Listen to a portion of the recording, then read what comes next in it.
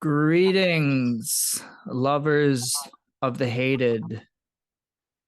We are gratis ale yesterday, and I'm joined tonight by the big sig boson over here.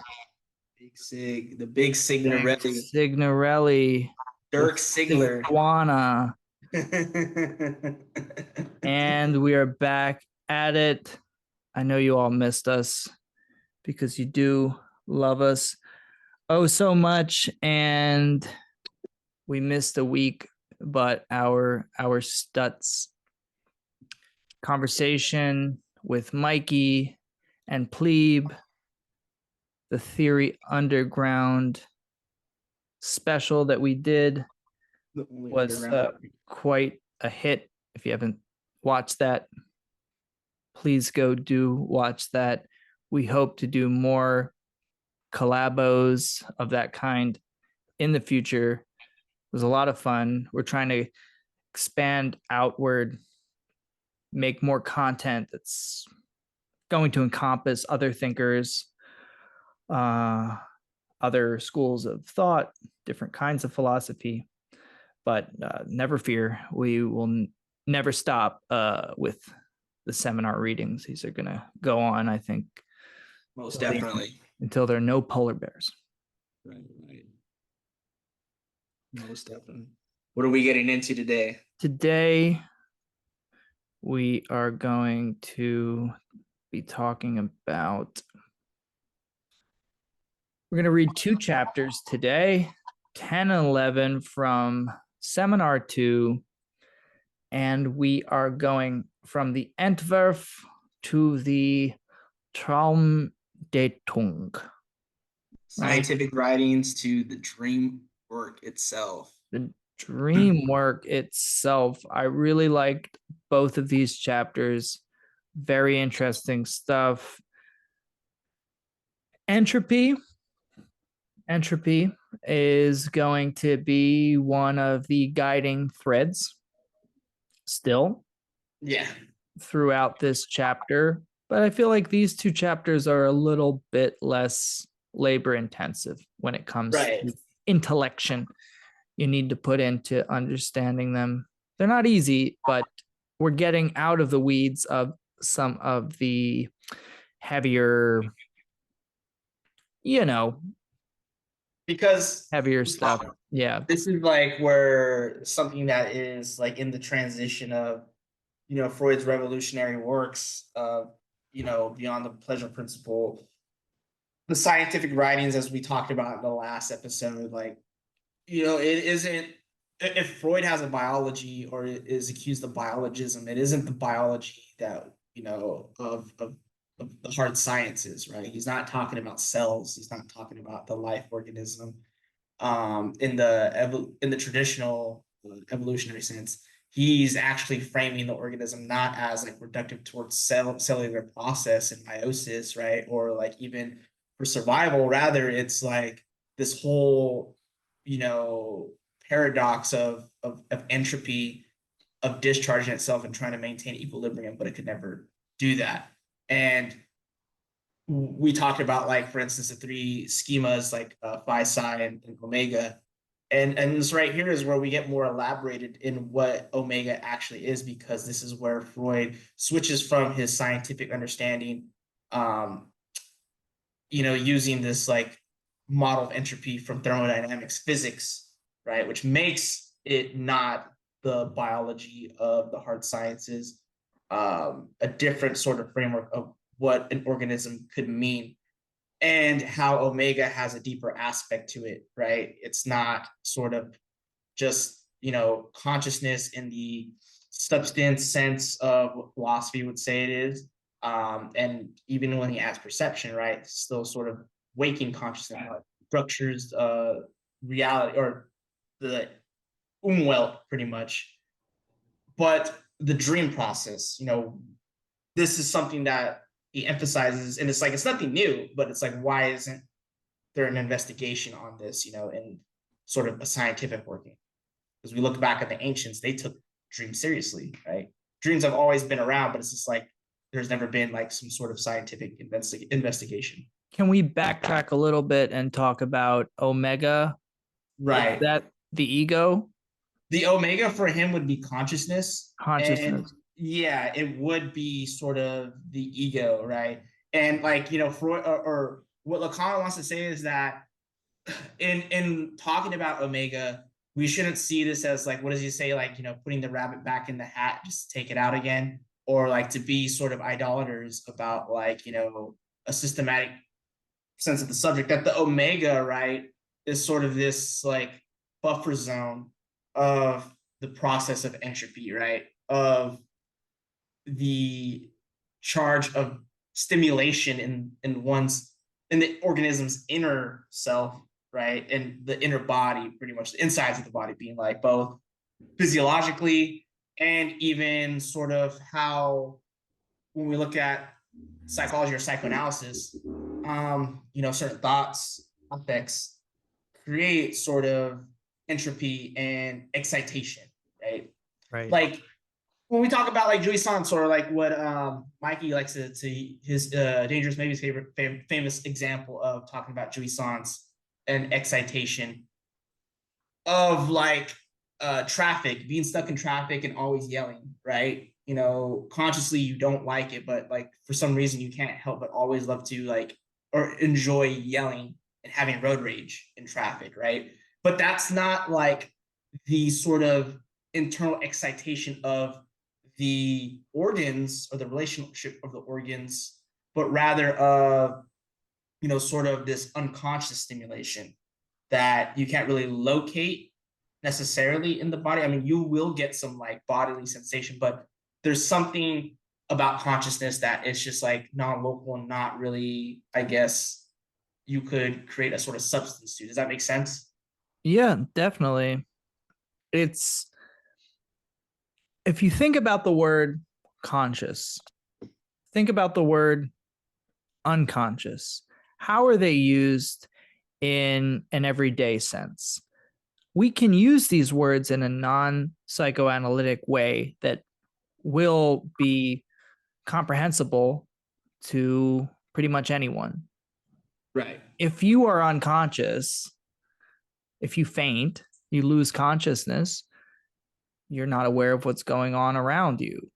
Mm-hmm. Exactly. Consciousness is being conscious of something. That's not to say that consciousness as a stratum, which philosophy tackles in some sense, a material for philosophical investigation, is the same thing as the consciousness of everyday consciousness. But I feel like here what Lacan is doing is almost trying to, and has up to this point, look for the margin between the two, in as much as I really like the idea before we approach the unconscious, we should approach it actually from the commonplace understanding of what consciousness is, because it is to be thinking about something, right? Are you think about conscious hip hop, right? That was a whole genre of hip hop, which is like, which was based on being aware of the social conditions that lead to immiseration of a certain population of people, right? It's like, think about the world around you. Think about the structures of the world around you. You are conscious of those things. When we are unconscious, we're not thinking about what we're doing. This happens to us all the time. Yeah. Where you only register something you did a moment after it happens. And it happens in a way that you laugh at yourself. People laugh at you. It makes people a little uncomfortable at times because there is this recognition in that moment that something is operating outside of conscious control. So I think it's important to start these much more everyday like easily understood ideas of consciousness and unconsciousness to get to these more complicated understandings of them. Because remember, it's like you can't think of the unconscious as a realm. It isn't even though Freud used topography to great utility, we can't think of it as a terrain, a place. It is not necessarily localizable, I think.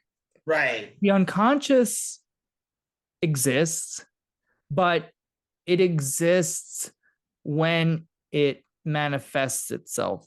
Right. And this is where, like in Seminar 11, there's this thing about what the repetition and temporalness of the unconscious, which gets talked about in the first two chapters. It's emphasized that it's like this sort of like constant return, right? I mean, but then he says this in Seminar 1 about like, the return of the repressed, right? The part of the unconscious which is repressed, because think about it, like in what Freud was getting about, like what makes consciousness so interesting for him is that, the things that science wants to sort of systematize and also leave out of, daily activity. And Freud's famous, like, not only slips of the tongues, but the forgetting of stuff. It's like, well, when we forget something, where does that thought go? Right. And not only that, like, I think even neuroscience now has shown that, well, we forget a lot of stuff because, like, we can't list every single detail that happens in our day. It's impossible. It's too much information, right? And we should think of it like another thing about with Freud's system. Lacan points out that it's not only entropy, but also information, right? Energy and information. That a lot of this information is a lot of stimulus. So that excess gets forgotten, right? It doesn't get processed. But it's not to say that it doesn't get stored. It does get stored somewhere. Where? The unconscious, right? Right. So the unconscious is atemporal. It can accommodate any contradiction. And there is I believe it's described as like a motility to it. Yeah. Which I've never understood exactly what that word means, but I think it has to do with movement. It can sort of shape itself around and like basically stream into the tributaries of any structure. Right. There is an intellectuality to it in that sense. But the problem is when talking about the unconscious is that we fall prey to the entification of it. Yeah. And I think that's why one of the reasons Lacan does repeat himself so often, although always a little bit differently. And the reason that he wants to define consciousness in a way that intertwines it with the unconscious, so that okay, let's start with with consciousness, and the unconscious is what consciousness is not. That's what he says about the I and the ego, right? He says, I don't want you to think about the ego as merely the obverse of the I, because then you're going to feel like you're very clever, and that's the mouthwash he's talking about. Right. What we're talking about here are two ideas, two signifiers, let's say, that are very much intertwined.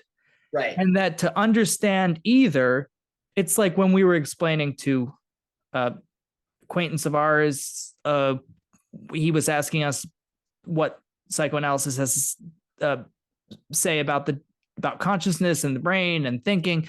And it's like the issue with trying to provide people with sort of easily encapsulated definitions of what different psychoanalytic concepts are is that so interconnected that they build on each other. So the idea is that there is no consciousness by itself, And nor is there an unconscious by itself in a Jungian sense.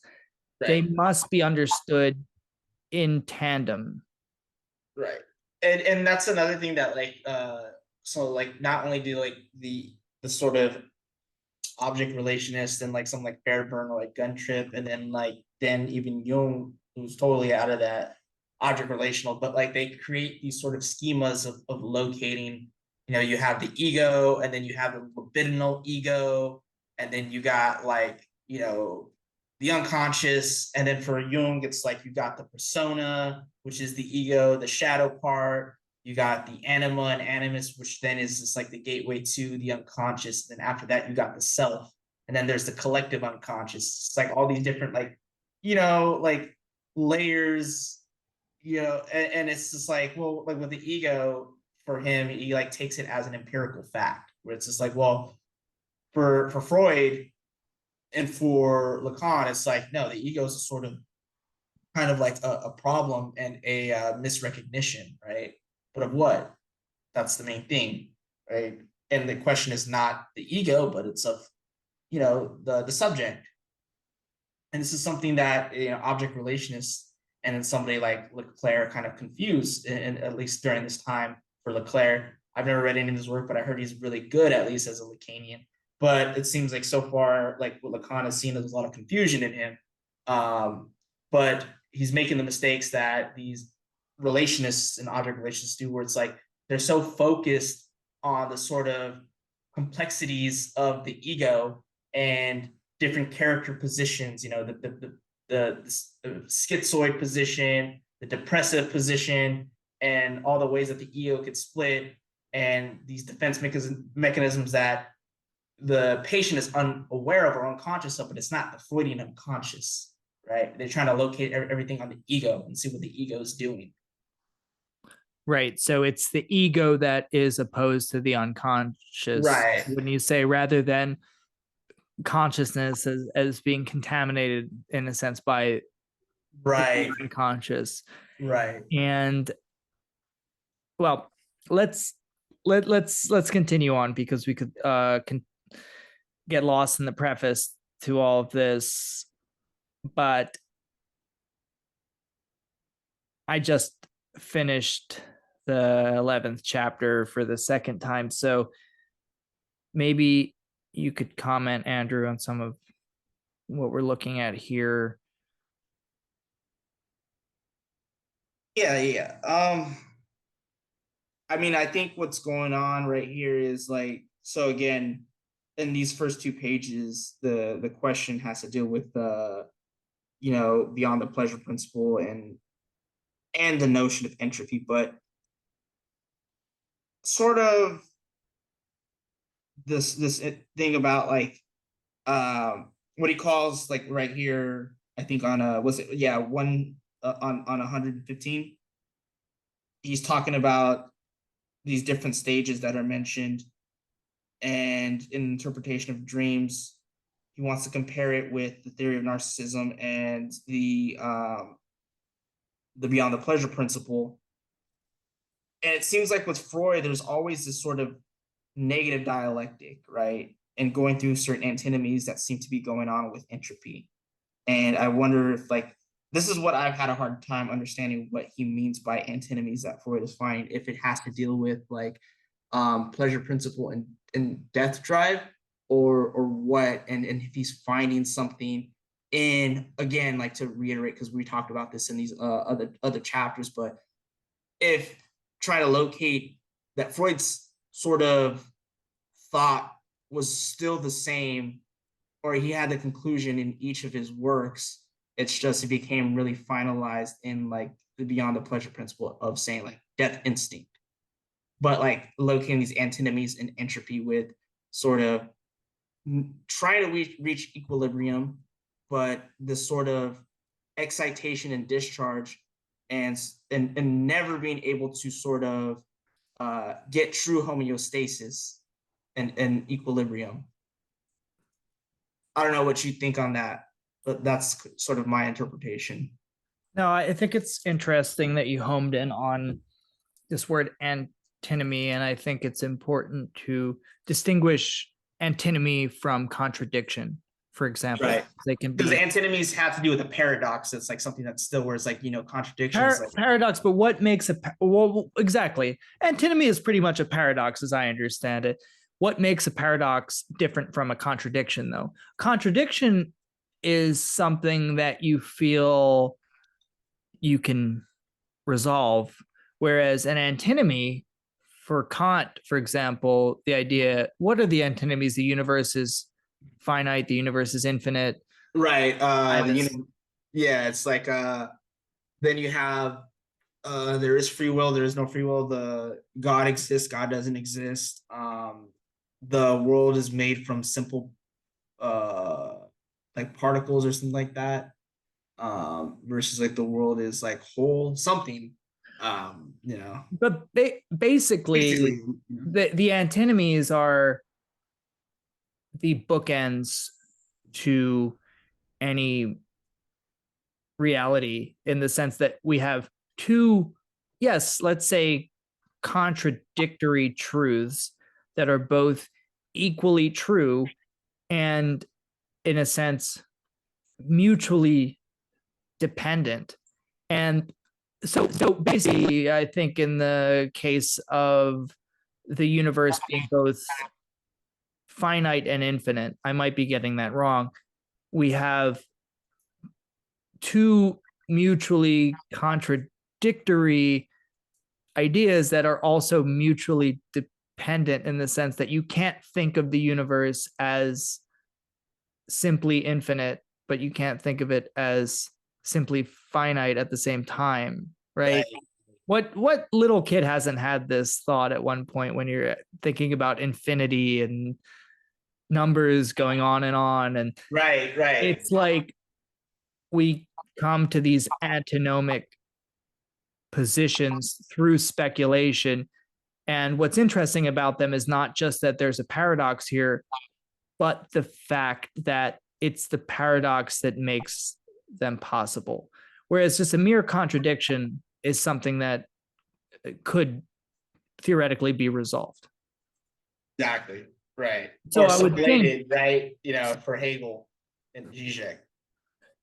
right. Whereas with antinomies, we get, yeah, Zizek's parallax. We get the relationality, I would say, between two things as primary, as having primacy, rather before the things themselves come into being almost.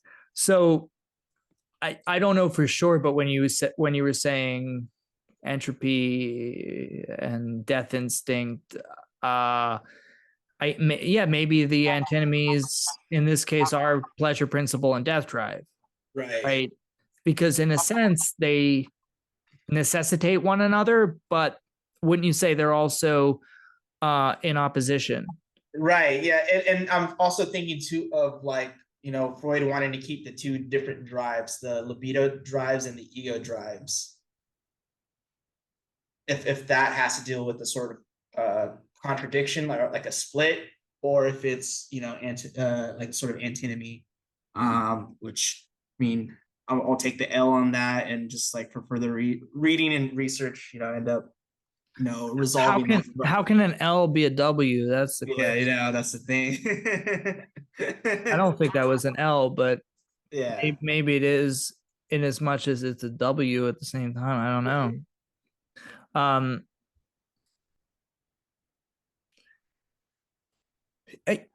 This reflex architecture here, I don't do as much homework, by the way, as Andrew does with this. He's talking about a reflex architecture, which is something that Freud is, correct me if I'm wrong, playing around with as for its efficacy as a model, but also he's departing from it. Yeah, and I'm not. I don't remember anything like that, or I didn't get that deep into the psychological works, but or the scientific psychology works, but I think pretty much like he was trying to create something using like a sort of embryonic understanding of neurons, right? Before even the theory of neurons existed, and kind of keeping everything sort of in the memory of reflexes. I would say almost like Pavlov, but kind of different, right? Because he's not dealing with habits. He's dealing with his model of entropy and understanding reality principle and pleasure principle. But I think maybe he abandons that.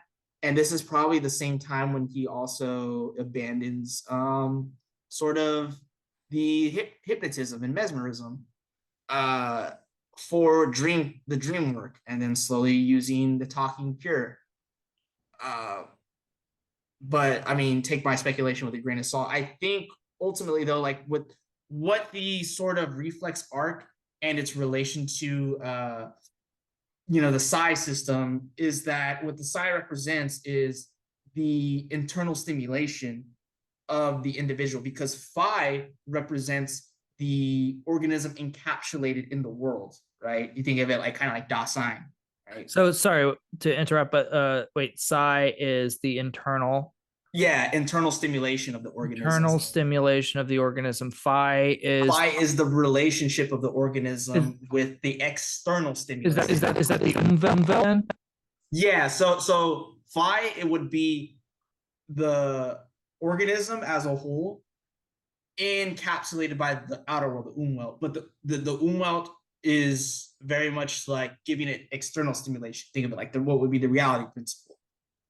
And the psi represents that internal system of stimulation that it receives via information. But how does it do that? Well, omega, right? What does omega represent? The buffer zone, right? And how it structures the outer world, right?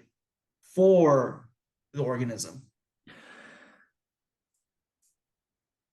It's really interesting here how he says he's not satisfied with the model on offer from positivist physiology. And this is why the different schema and diagrams and metaphors that are used by Lacan and Freud are so crucial, because otherwise the understanding of the psyche could get bogged down in what is often a kind of like, I would say, like geological, right? Like sort of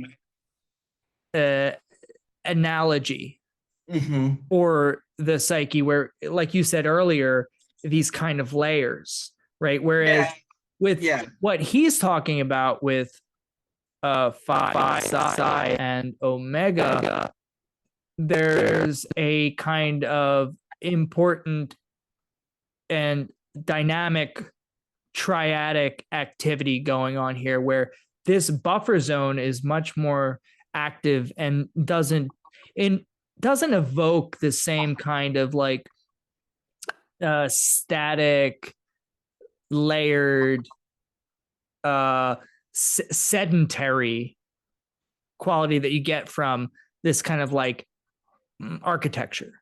Right. This buffer zone, which filters, you can see how it becomes a requisite through defining these other two dynamics. Because if you think about even traditional philosophy, Western philosophy always depends on a very dyadic, imaginary distinction between Umwelt and Innenwelt, right?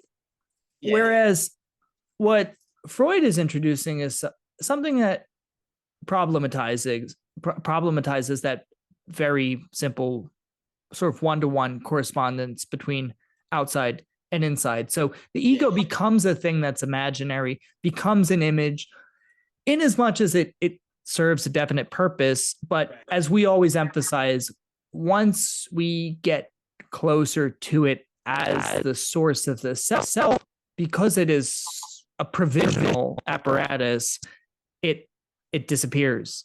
Right. Exactly. And this is why it's like, all these different reflexes and stuff, they need like, I guess, like a higher function to explain it. And I really like how he like ends that with like a little diss. He's like, and one would still have to add to it something which our friend Leclerc would on one of his good days and call it the subject. I hope that one day he'll get rid of that as well, because the subject must not be represented anywhere. That's funny. That's a good characterization of Leclerc, because Leclerc has a great essay from this anthology I read that I need to share with you, Andrew. That's where he talks about, maybe you've read it, where he talks about the dream of the one of his patients, the unicorn dream, and he comes to this poor jelly neologism that it's like this neologism, poor jelly, that basically like condenses everything psychic having to do with this patient's unconscious, and Lacan himself, who is not always generous with his praise this essay or this discovery of Leclerc's for its ingenuity. But yeah, like I love the diss, because he does something here that I like. The way he interacts with his auditors is interesting, because he really does push them. He's hystericized, but he pushes them to. He does some ad hominem in a way. I mean, maybe because he's perverse and cruel, but also to destabilize his auditors. I would say, in a way, it's part of his technique. And people in an academic setting in general, you would think academics are very cutthroat in their own way, but and they got like this invisible shield, like they're untouchable. But academics tend to cancel each other. Their egos, as strong as they are, when you get many powerful ego in the colloquial sense together, very strong egos, they kind of cancel each other out. So nobody ends up criticizing anyone, because nobody wants to in turn. But Lacan doesn't give a fuck. Lacan just like comes at people. It's almost like if like there's like sort of this like play out of logical time where it's just like, they don't want to speak too soon or too late. They don't want to be castrated from what it means to be an academic. Well, because nobody's really confident of their pet dinosaur, as I put it, of what they believe. And everyone gasses each other up, actually, in a way that actually ends up, I think, calcifying certain like erroneous ideas. And then anyway, I'm getting off on a tangent here, but I think it's funny the way like Lacan does this shit. But it's a ganglion. This is a ganglion. Ganglion. I love that word. The brain is a differentiated ganglion of the sympathetic kind. Valabrega, he hates, by the way. Valabrega is the party pooper, or he's Andrew put it, scaring the hose away. Scares the hose away. He's just that kind of guy. I'd rather be in a room with Levi Strauss, nerd out about plans and alliances and kinships than Valabrega. Levi Strauss game low though. Yeah. But like right here, right? So what he points out is Freud's experiences forces him to remodel and structure the human subject by decentrering its type in the relation to the ego, shifting consciousness to a no doubt essential but problematic position. And like, again, it's an irreducible nature, as he says.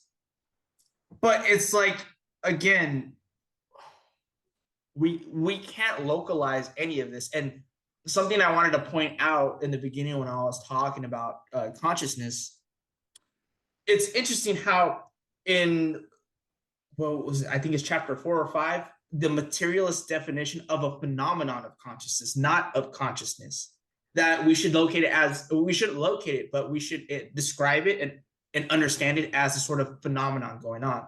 This is why phenomenology And sort of, you know, the critique of Husserl, but also going back to Husserl, is not to sort of talk about, you know, consciousness as an object, but rather to talk about a science of experience, right? And the question for at least Husserl was like sort of like the transcendence of an ego, if there's something that we can locate, you know, as substantial, you know, sort of like a Kantian project as well, but starting from like the things themselves, something that, you know, Heidegger gets at, and then Merleau-Ponty and Sartre, right, of experience and its relationship to something that we could call consciousness. What I like about what you're saying there about the phenomenon of consciousness, and it was right in front of my face there, and I hadn't even thought about it. It's like, yeah, the phenomenon of consciousness is what he's talking about, because it can only be talked about in phenomenal terms. But I'm thinking of what Zizek talked about in the last chapter of, or not the last chapter. Which one was it? Was it on the other? On the other, when he's talking about Wittgenstein? Yes. Yeah, when yes. he's talking about Wittgenstein and how Wittgenstein's whole, the technique that he's promoting in philosophical investigations is that of not trying to answer the question you pose, but taking a step back to sort of look at the conditions of what the question is, even though it might seem like you're dodging the question in that moment. But the Hegelian technique is to do that. That's in its own way much more profound and probing than what's going on with I can't help but notice your mirth. It makes me think of the way you posited that stupid Jordan Peterson meme that's going around. It's like, well, to ask what happened, you have to ask, what does it mean by happen? You have to posit that the question that you're questioning has certain assumptions and conditions and possibilities. So that's what it made me think of. And using the dudes in the background like, right. Well, even a broken clock is right twice a day. You know, it's if he said that, then I have to agree with him. I think that's a good.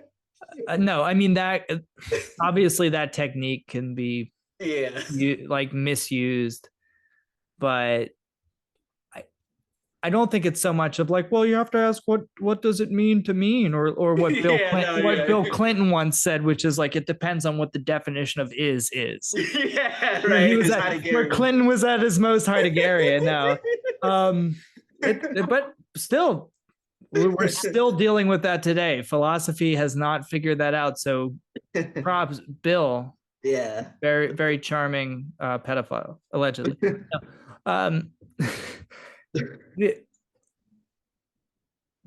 With the phenomenon of consciousness, it's kind of like there's a lot assumed when we talk about consciousness. And if we don't want to fall into the same traps that have been set for philosophers throughout the history of Western philosophy, then we should take a more Kantian view on it and talk about the phenomenon of consciousness. Because to talk about what it is to talk about being. And then I think what is required there is a distinction between thinking and being. Right, exactly. They're not the same thing. They are conflated in this concept of consciousness, that we can think consciousness. Right. We can't think consciousness. Yeah. The localization of it, though, seems to be the general theme. Like what really dogs philosophy is this idea of like the possibility of it being localized, and located. The idea, well, where is it? That's why the whole joke about when I was, joking before in the chat, like the TLDR of it all is like, oh, it's in the pineal gland, right? Right. Because it's like Descartes, for all of his genius, it's also like, oh yeah, but then the soul is in the pineal gland, right? Exactly, right? Because the soul is in the body. And then the whole now it's like the mind-body dualism. You end up right back into there, right? As soon as you try to localize it. But No, I was just gonna say, like, as silly as it is, though, I get it, because it's like you do want to connect the mind and the body, right? It, mind body dualism, if we're talking about two strict substances, is problematic for sure. But at the same time, it makes sense to want to find some sort of solution to continuity between the two, in the way that, like, object A is that in for Lacan, in a way. I mean, it's not as simple as like, oh, what connects the psyche and the soma, object A, but it's sort of like Right. what connects the drives and language, object Yeah. A. And so I may be going on a spitball. I want to know what you think, because you read the ticklish subject, right? And this is where he kind of wants to go to, like, Zizek wants to go to reformulation of, the cogito. But it would be like, if we take mind body dualism, they're like, again, like, we could think of the parallax, right? They're like existing together, and it's very antagonistic. But instead of these two substances, right? Like, one is the mind, which is the one that thinks and doubts, right?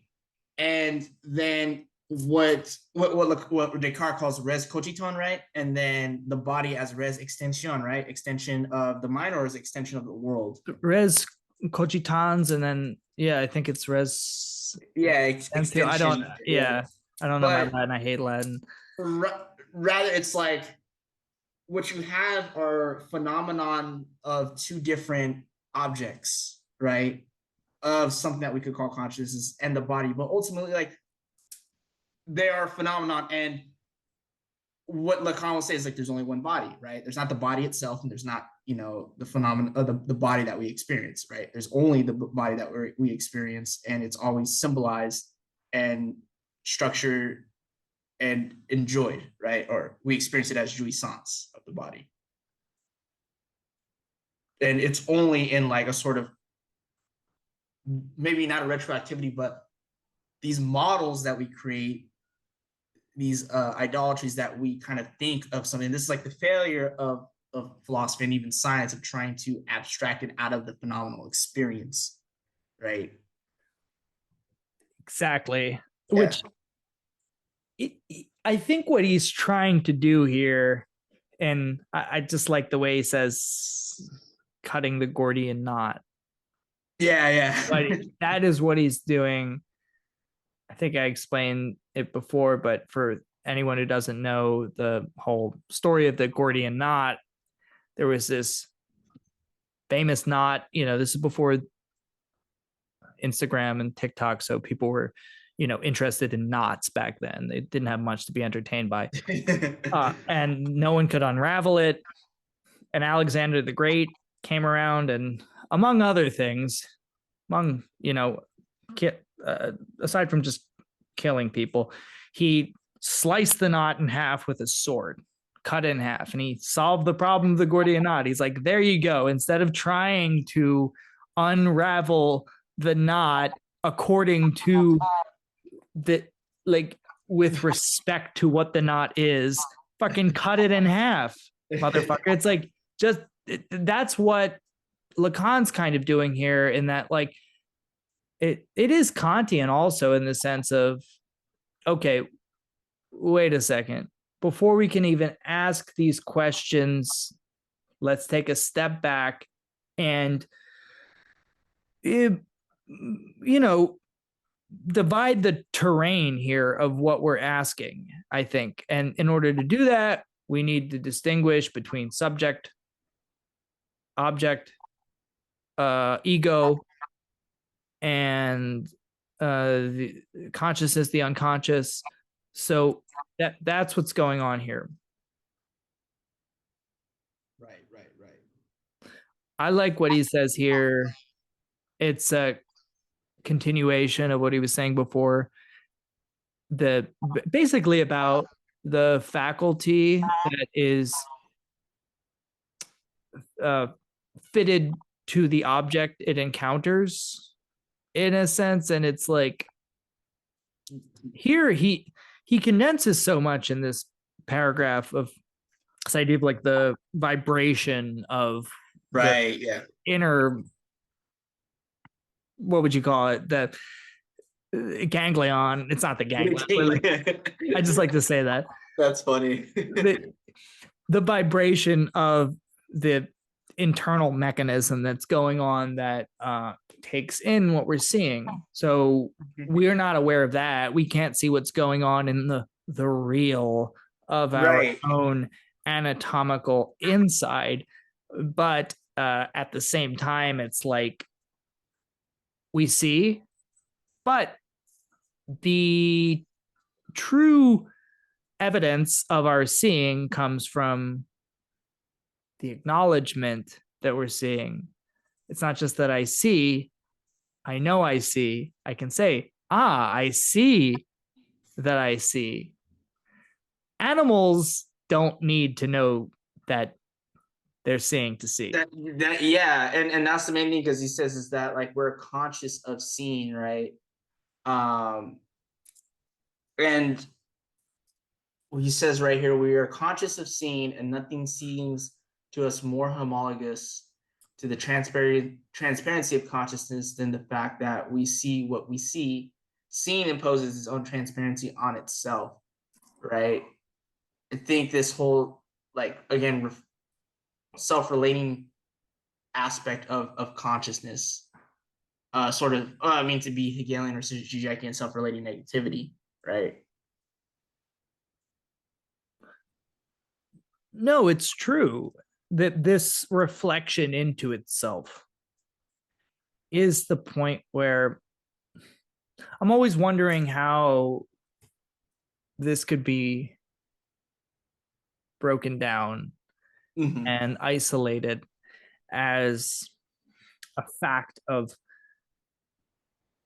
contemplation. And this is the point where true form, I think, what Zizek and Hegel might think of as form comes into play, because form is this moment, to me, I could be wrong, of reflection into itself, where when we picture form, we picture a frame, right, or lines, but those lines are still content in the sense it's a black line, it's a square, it's a triangle, whatever. There's still like some content to it, whereas actual pure form is this reflection into itself, in that it's not something you can picture, it's not something you can imagine, it's not something you can draw out.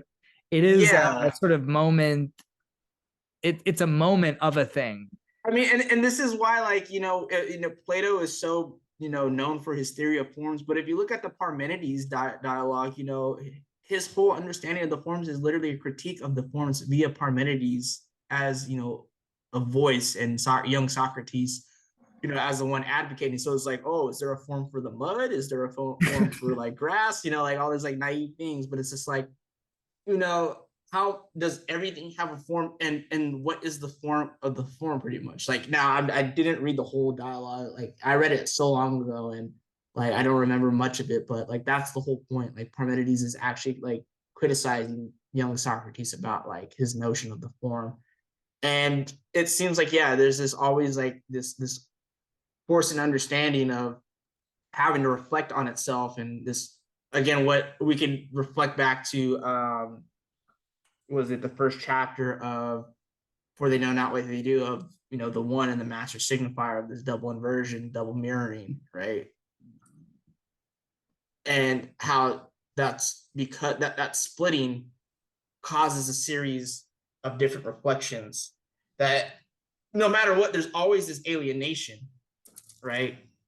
And this is what we could see for consciousness, especially when we locate, again, so we're talking about, and he mentions right here, the I isn't the I sees, right? But it's not the I that is saying like, oh shit, I see, right? It's consciousness. It's our consciousness of it that does that, right? But what is that? And what makes this a paradox, or the omega paradox, is that, like, tying this in with the optical schema, because this is what he does in like a couple chapters ago, when he ties in the optical schema, and then like the sort of stimulation and buffer zone diagram, and L schema. This really shows the fact that when he mentions of narcissism as a relation of organs, right, that are interdependent, and also consciousness sort of needs, if that makes sense, with the schema when he says we're not just the eye, right? Because the eye is not saying like, oh shit, I see. Rather, it's, the light taken in and they're reflecting back with the concave cauldron, and then the plane mirror, right? This allows us to know like, oh shit, I see myself, right? Yeah. The eyes, but also the eye is the sort of symbol that structures everything because of the narcissistic relation between I'm in this position and my secondary narcissism, which alienates me further as symbolically being coordinated, that I see the thing and the thing is reflecting back at me, right? So, there we get this sort of double inversion, double mirroring. so is it that, okay, to take it to the optical schema, I love that you brought that up, because that's, yeah, that definitely evokes what we're talking about here. The concave mirror, maybe going out on a limb here, could be more analogous to what the mechanism, let's call it, of seeing does. And then the plane mirror would be the moment of, oh, I see that I'm seeing. And then but then he takes it a step further, because philosophy gets to that point, but what it doesn't often get to, although Hegel does, is this idea that the moment of I see that I'm seeing is refractory, in the sense that it implies there is an eye that sees, and therefore there's a virtual point beyond the plane mirror that registers the eye that sees. That's fucking crazy. Like, then, and consciousness, if anything, it is, if it has a location, a quote unquote location, it's virtual, right? Because it does rely on the fact of the eye as a symbol. When we take, the ego as symbol, as he says a few chapters ago, this is where we get into understanding, the symbolic order more and how it structures consciousness with language. Is that we use words like I and me to symbolize what we're talking about ourselves, to then locate us out there in pretty much cognitive map, for a lack of a better term, right? We map the coordinates of anticipation and mirroring. how can we bring, anticipation and mirroring into, are we sticking to the, this is such a great conversation. Definitely. You think we're sticking to it? I just want to make sure we're not. Right. We're getting towards the end of the first chapter, but it really, what this whole conversation sort of pulls to is the fact of understanding this whole paradox that's being evoked about like the transparency of consciousness, and these whole things about these organs, and sort of the motor discharge of the phi, or the psi, I should say, right? It's like consciousness as a buffer zone, and then the internal intake of the stimulation from the Umwelt, right? Can we talk about, though, cybernetics here? Yeah, when he talks about this, this is where he gets pretty interesting. So the thing that I struggle with the most is, all right, I love this idea that of self-transparency. When you think about it, it's a paradox, because what's transparent only exists in relation to the thing it gives an unfiltered view of. And then you're like, well, this is transparent. But then it gets even a further paradox is, how can something be self-transparent? How can transparency be transparent to itself? It doesn't make any sense. But how can we relate that maybe back to the machine, the mechanical consciousness? as it's contained within the camera, for example, remember, or the recording device, which shows us that the symbolic exists on its own. Right. In a sense. Isn't that the real miracle of the camera? And think about how, like, I think they talked about this in an episode of Zizek and so on. Shout out to Michael, to homie Michael. They talk about how the camera royally fucked art up, because it's like, if you think about it, before seeing a photograph, imagine a realistic painting or just a very beautifully crafted image of anything would have been mind-blowing, because you didn't assume that there was this apparatus that could just give you a supposedly faithful reproduction of reality. So it's like the invention of the camera has many implications in that sense. Exactly. How could we relate the consequences of the invention of the camera back to consciousness? Exactly. So if you think about this, right, and that's really interesting that you compared it to art. There's so much that you have to jot down in memory, right? And as you're looking at it, but you can't get every single detail, and that's why, you know, our eyes fail, right? Or our memory fails to account for every detail. So everything comes up in imagination. We input. But I think it's interesting to look at the camera, because it's not even just the camera at that time, but look at how a camera as an abstract mechanism functions, because there's no such thing as a camera anymore. There's a camera on a computer. There's a camera on a phone, right? And how much intricacies lie in that, to where it sort of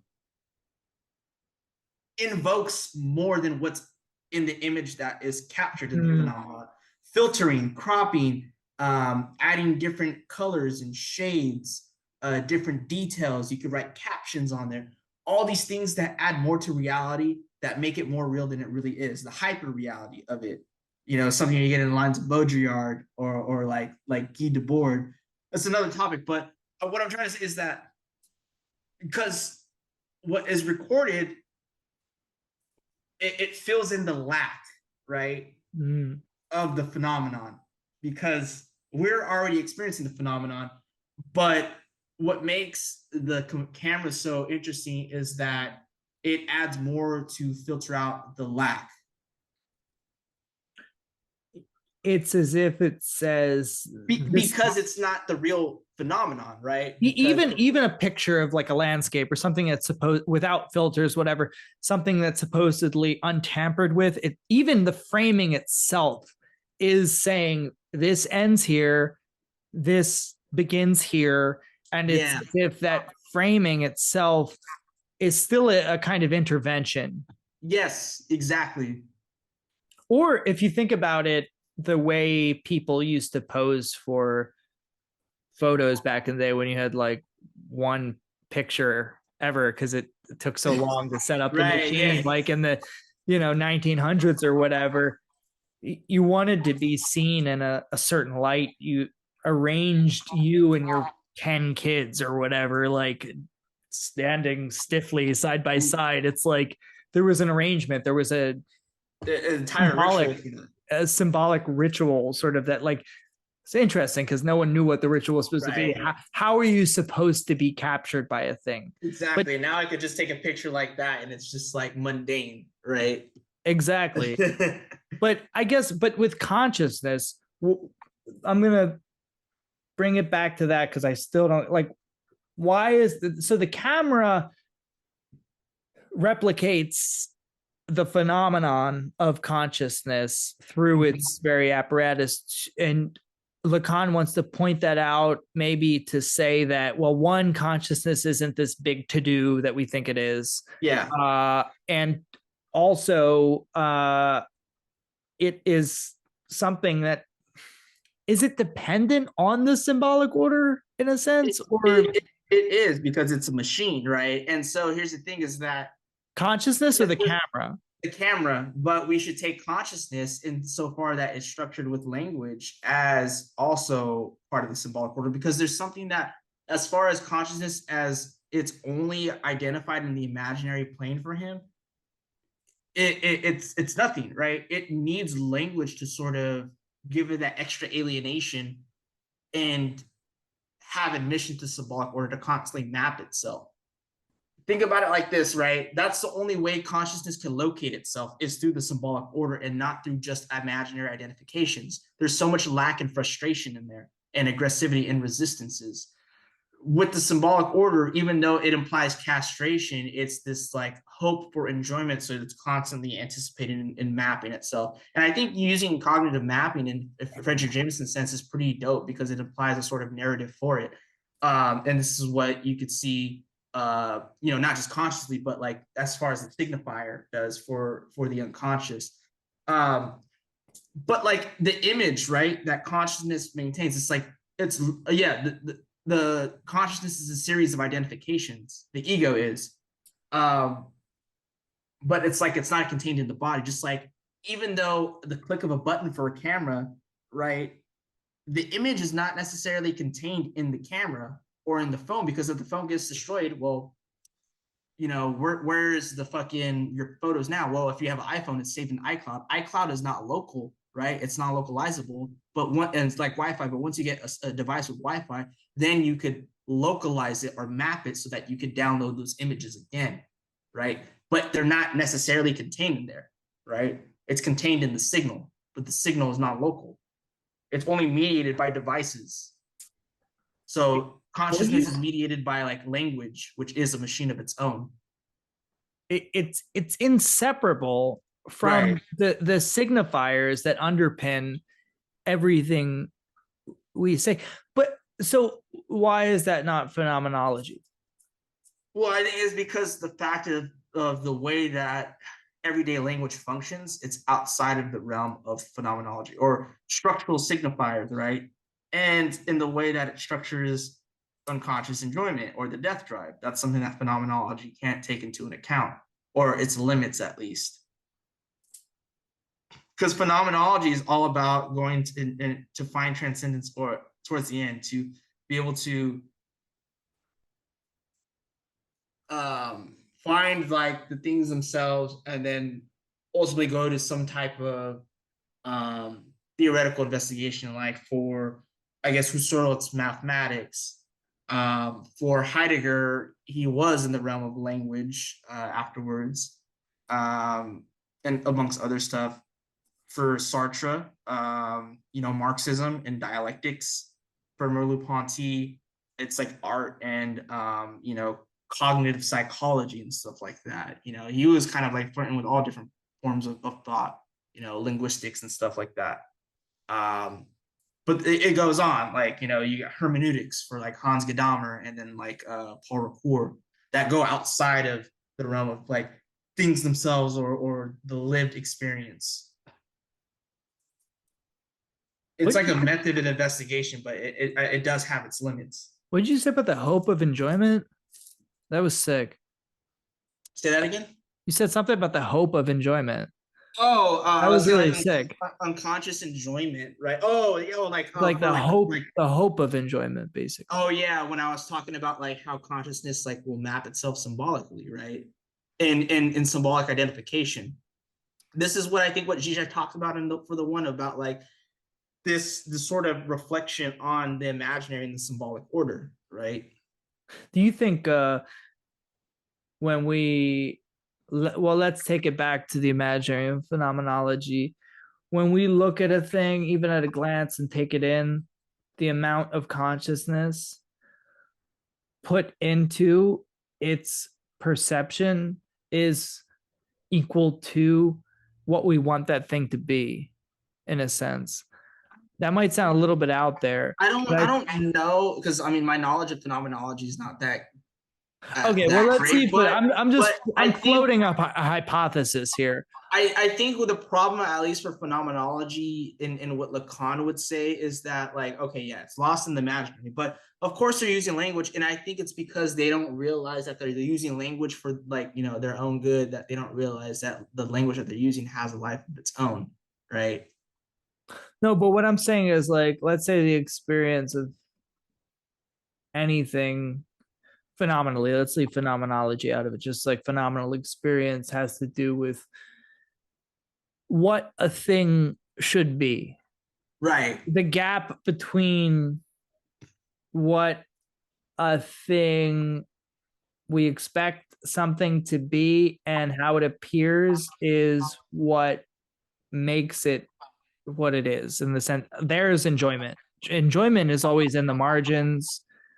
And this is something that I think Merleau-Ponty does almost get at in his Visible and the Invisible, talking about the gap of being, and that there is this thing that like splits our ultimate understanding of the world, and why like Lacan is more impressed with this later work of Merleau-Ponty, and why he references a lot in Seminar 11 with understanding the gaze in Merleau-Ponty as well, because he brings up the gaze in there and uses it to understand objet a.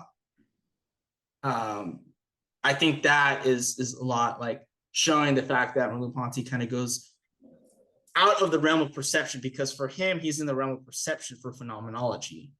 And for Lacan's criticism, and even for Merleau-Ponty in his work, he's focused on sort of not just like the lived experience and embodiment, but kind of creating a phenomenology of consciousness without realizing it, by trying to give a primacy to perception.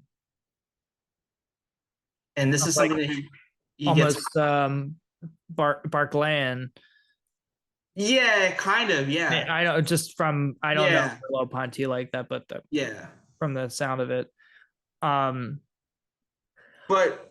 I think like ultimately like this is like to tie it back with the camera thing and understanding what's going on in here, is that the camera is the structure for the image. And so we should see as language for the structure of this constant identification to holding on to these images, especially when we look at how fantasy operates, right? Fantasy teaches desire how to enjoy and how to desire, right? How to constantly give sort of a ground for language, right? Seductive. And that's right. Yeah. I know that's the word that came to mind, but let's talk about this. I like this image of like the triode valve, because it's like similar to in the last chapter when he was talking, or maybe it was two chapters before. What's that famous experiment about the demon? Someone's demon. It reminds me of that, where like all the it's like Lavisseur's demon or some shit like that.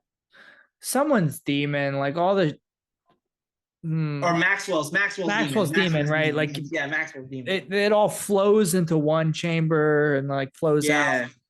I think he's sort of invoking that here with the triode valve, and like I guess he's still talking about the buffer zone here, like the cathode heating up and like the electrons bombard the anode. Right. You can modulate the passage or make it an all or nothing kind of thing. He's still talking about the ego in that sense, right? It's like So because what is happening, and like he's using like electronic terms, is like the fact that like the what's heated up is like due to a signal, right? And we can see the signal or like arising from entropy or these sort of stimulation from the outer world, and the fact that an outer source is able to cause or create stimulation towards these inner workings, these inner organs, right? That create a sort of circuit, right? Just like when you flip on a switch, that is an external thing that is going to create contact and create heat and resistance for electricity to go to a path so that it could get through all these wires to turn on that light, right? Same thing with what he's talking about. Now we're dealing with signal, and I think it's more of a savvy metaphor for understanding how it works, because you're dealing with indication of communication, telling things what to do, right? You have different in electronics, you have different anodes, cathodes that give a positive and negative that redirect to certain circuits, right? That tell things to go on and off, and how to make something operate. And that's pretty much like the metaphor he's using to understand, like, well, how does the ego pretty much act in this, right? So could do signifiers themselves carry with them different charges almost? I would say so, yeah. And the way that they're constantly trying to create a signifying chain, right? So how can we though also distinguish signifier from just a word? Because when we think about signifier, we think about words. It's easy enough to think about words and then maybe gestures by extension. But what else can we think about as like a signifier? I'm always trying to think of everything in terms of like the imaginary register, and that like something you see could also bring with it a certain excess charge that's difficult Right. to metabolize, so to Well, speak. look at it like To mix certain metaphors words. there, but like what about just like the sight of something traumatic, though? That's not a signifier. No, right? And like you don't have the words for it. That's the thing where like, No. with the traumatic experience and like post-traumatic patients, it's like that's the reason why they have nightmares. It's like it's an imaginary experience in the dream, and a lot of the excess of it has no words, and that's why these trauma neurotics, because they can't symbolize it creates conversion, right? Psychosomatic symptoms, which we talked about in the prior chapter. And in what is it? For they know not they do. He talks about the hysterical theater of Hegel, and he talks about like the conversion, right? And you know, not knowing what's happening because the excess can't be symbolized, so therefore it creates, these sort of psychosomatic symptoms in conversion. And he compares it with like the sort of like was it the theoretical discourses of like the beautiful soul and like the unhappy consciousness and all this stuff. But what's happening right here is the fact that with that, certain words don't get registered, or metaphors can't be made right away to structure these things, in the same way of like certain words trigger and they don't want to have that imaginary experience of it. For instance, people who for some reason don't like the word moist, right? Or people for some reason that, and how we have a more fantasy imaginary experience, and this has to deal with kind of like abject, for like Kristeva, when she talks about like the film of milk, right? And people drinking milk, and that's like eating, like consuming dairy, and see people do that kind of has a sort of unpleasant, gross scene to it, and to kind of investigate it adds more uncanniness, because then you have to put words and symbolization to it, right? Wait, so could we say that, let's say that a physical symptom is an attempt to articulate something for which we do not have the words, but Right. also in a sense, what that brings us back to is something like the imaginary give and take, not give and the tug of war between oneself and one's image in the mirror. And I say that in that this is a hypothesis going out on a limb here, but if we take it back to the mirror stage and the mapping of the body, let's say, and our friend Mikey, the dangerous maybe, is always points out that the mirror stage is something that never finishes. We're Right. never out of the mirror stage. We are always within this imaginary dialectic, Exactly. in trying to construct ourselves.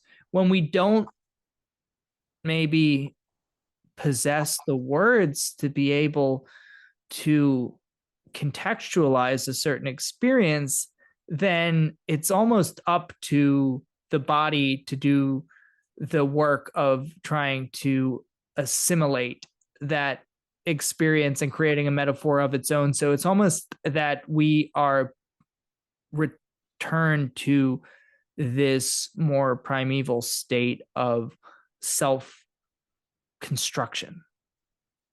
That's a little out there. I don't know, but what do you think of that? When it comes to at least in like an obsessional or like just the clinic of neurosis, that all these physical symptoms can't be symbolized and have no physical cause. So it's like science can't like like a physician can't determine like what caused it, and there's some arbitrary relation to it in the signifiers, right?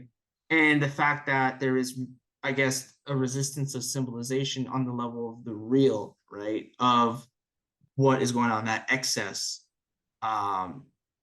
And why, for some reason, like free association and the transference helps to at least alleviate or kind of displace these symptoms onto the talking cure, right? And invest into sort of memory and working through the affects To signify, right? Yeah, right. what would otherwise be I mean, symptoms aren't always physical, but the physical symptoms are most pronounced because that's the thing that plagues people the most, of course, are physical symptoms.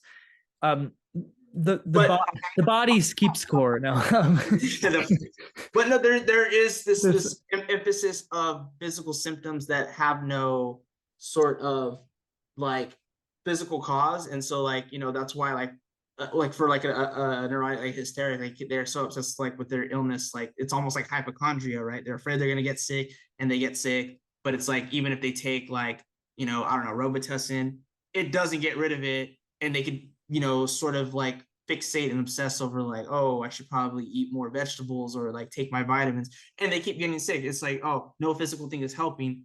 This over obsessional symptom and this neurosis has this sort of correlation to creating physical illnesses, right? And it's the point of like, well, where is the signifier for, or like the symptom, or like the symptom par excellence that is creating these conditions for these other superficial level symptoms. Yeah, and what I'm ignoring is the fact that I'm realizing when you said the symptom, fucking camera, language comes. Can you hear me? Yeah, I can hear you. Language, we have like Lacan, right? Mm-hmm. Like Lacan is the supposedly like primordial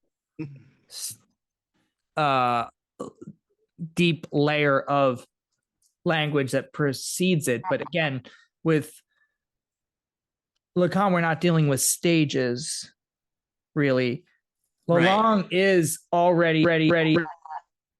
Something's going on with your mic. You keep like cutting off, and it's like kind of like repeating itself and then going static. Never mind, you talk. I gotta fix this. No, but I get what you're saying though. Like, no, okay. I think this is what I want to emphasize. It's like with Lacan, it's Zizek has a chapter about this in Sex and the Failed Absolute, which is that if you think about there being this what do they call it? Like primordial ooze or whatever from which language emerges, that is Lacan. That's not the way to think about it.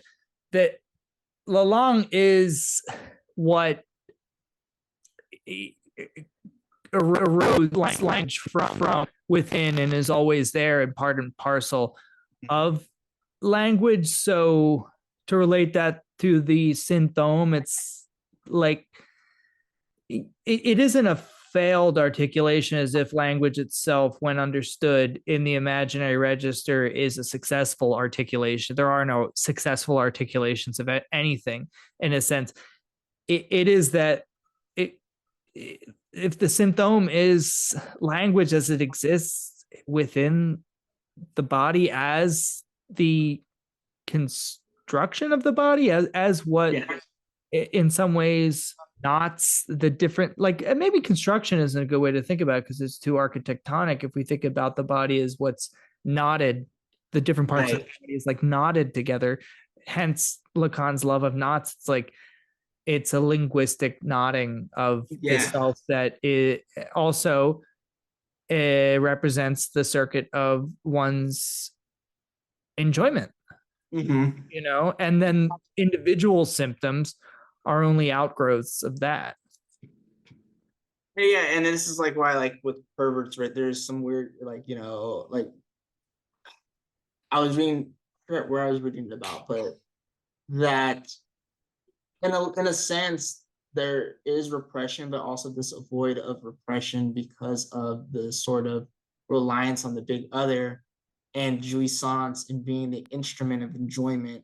Like, of course, they want to subvert the master signifier because they don't want to acknowledge the sort of repression that does lie in the unconscious, which is something that's different from the psychotic, right? Because the psychotic doesn't have, the master signifier is foreclosed. So they're always experiencing, I guess, what you call like a raw sensation of a body, right? That's maybe asignified, right? Yeah, Yeah, exactly. That yeah. Yeah, that's brilliant because I with the psychotic, the reason words need to be tied together in a certain manner and treated so preciously is because they have, I think, for the psychotic, bodily consequences. They have physical Right. consequences. Yes, Because yes. again, this is what I was trying to emphasize before, is just like with this mapping, it's a process that's always going on. It's a constant process of mapping. It's only like with the neurotic, because repression is functional for them, they're able to, in a sense, repress the one signifier that keeps their desire operative.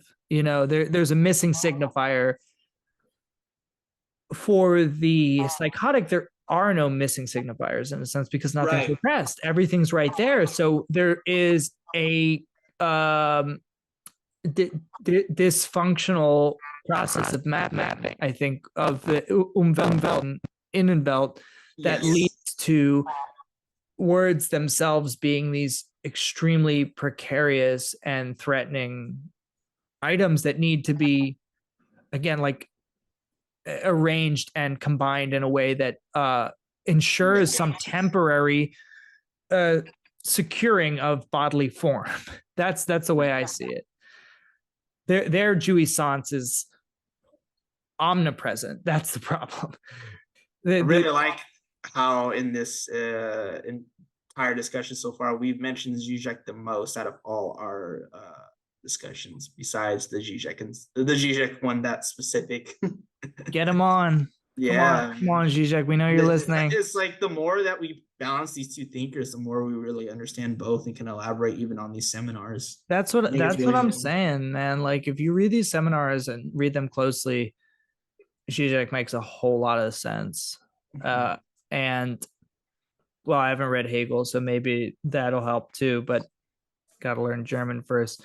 So the unconscious has its own dynamic, its own flow, its own paths. It can be explored according to its own rhythm, its own modulation, its own message, quite independently of whatever interrupts it. I think this is where we get into like a sort of foreshadow of the Purloined Letter. I just want to point that out. I ain't gonna try to explain that because that's too hard at the moment. I guess But that's going to be the final. Can you hear me? yeah, I can hear you. Yeah, that's definitely gonna be an intense one. Final boss. This is what we're training for. The leg. It's like, yeah, it's literally pretty much Kratos trying to fight Zeus. That's the final boss. Yeah. You can hear me okay? I hear you fine. I Yeah. like this little back and forth between him and Valkyria. This is great. It comes from the phi. It's like, no, No. it comes from the omega. Just like I know you are, but what am I? Yeah.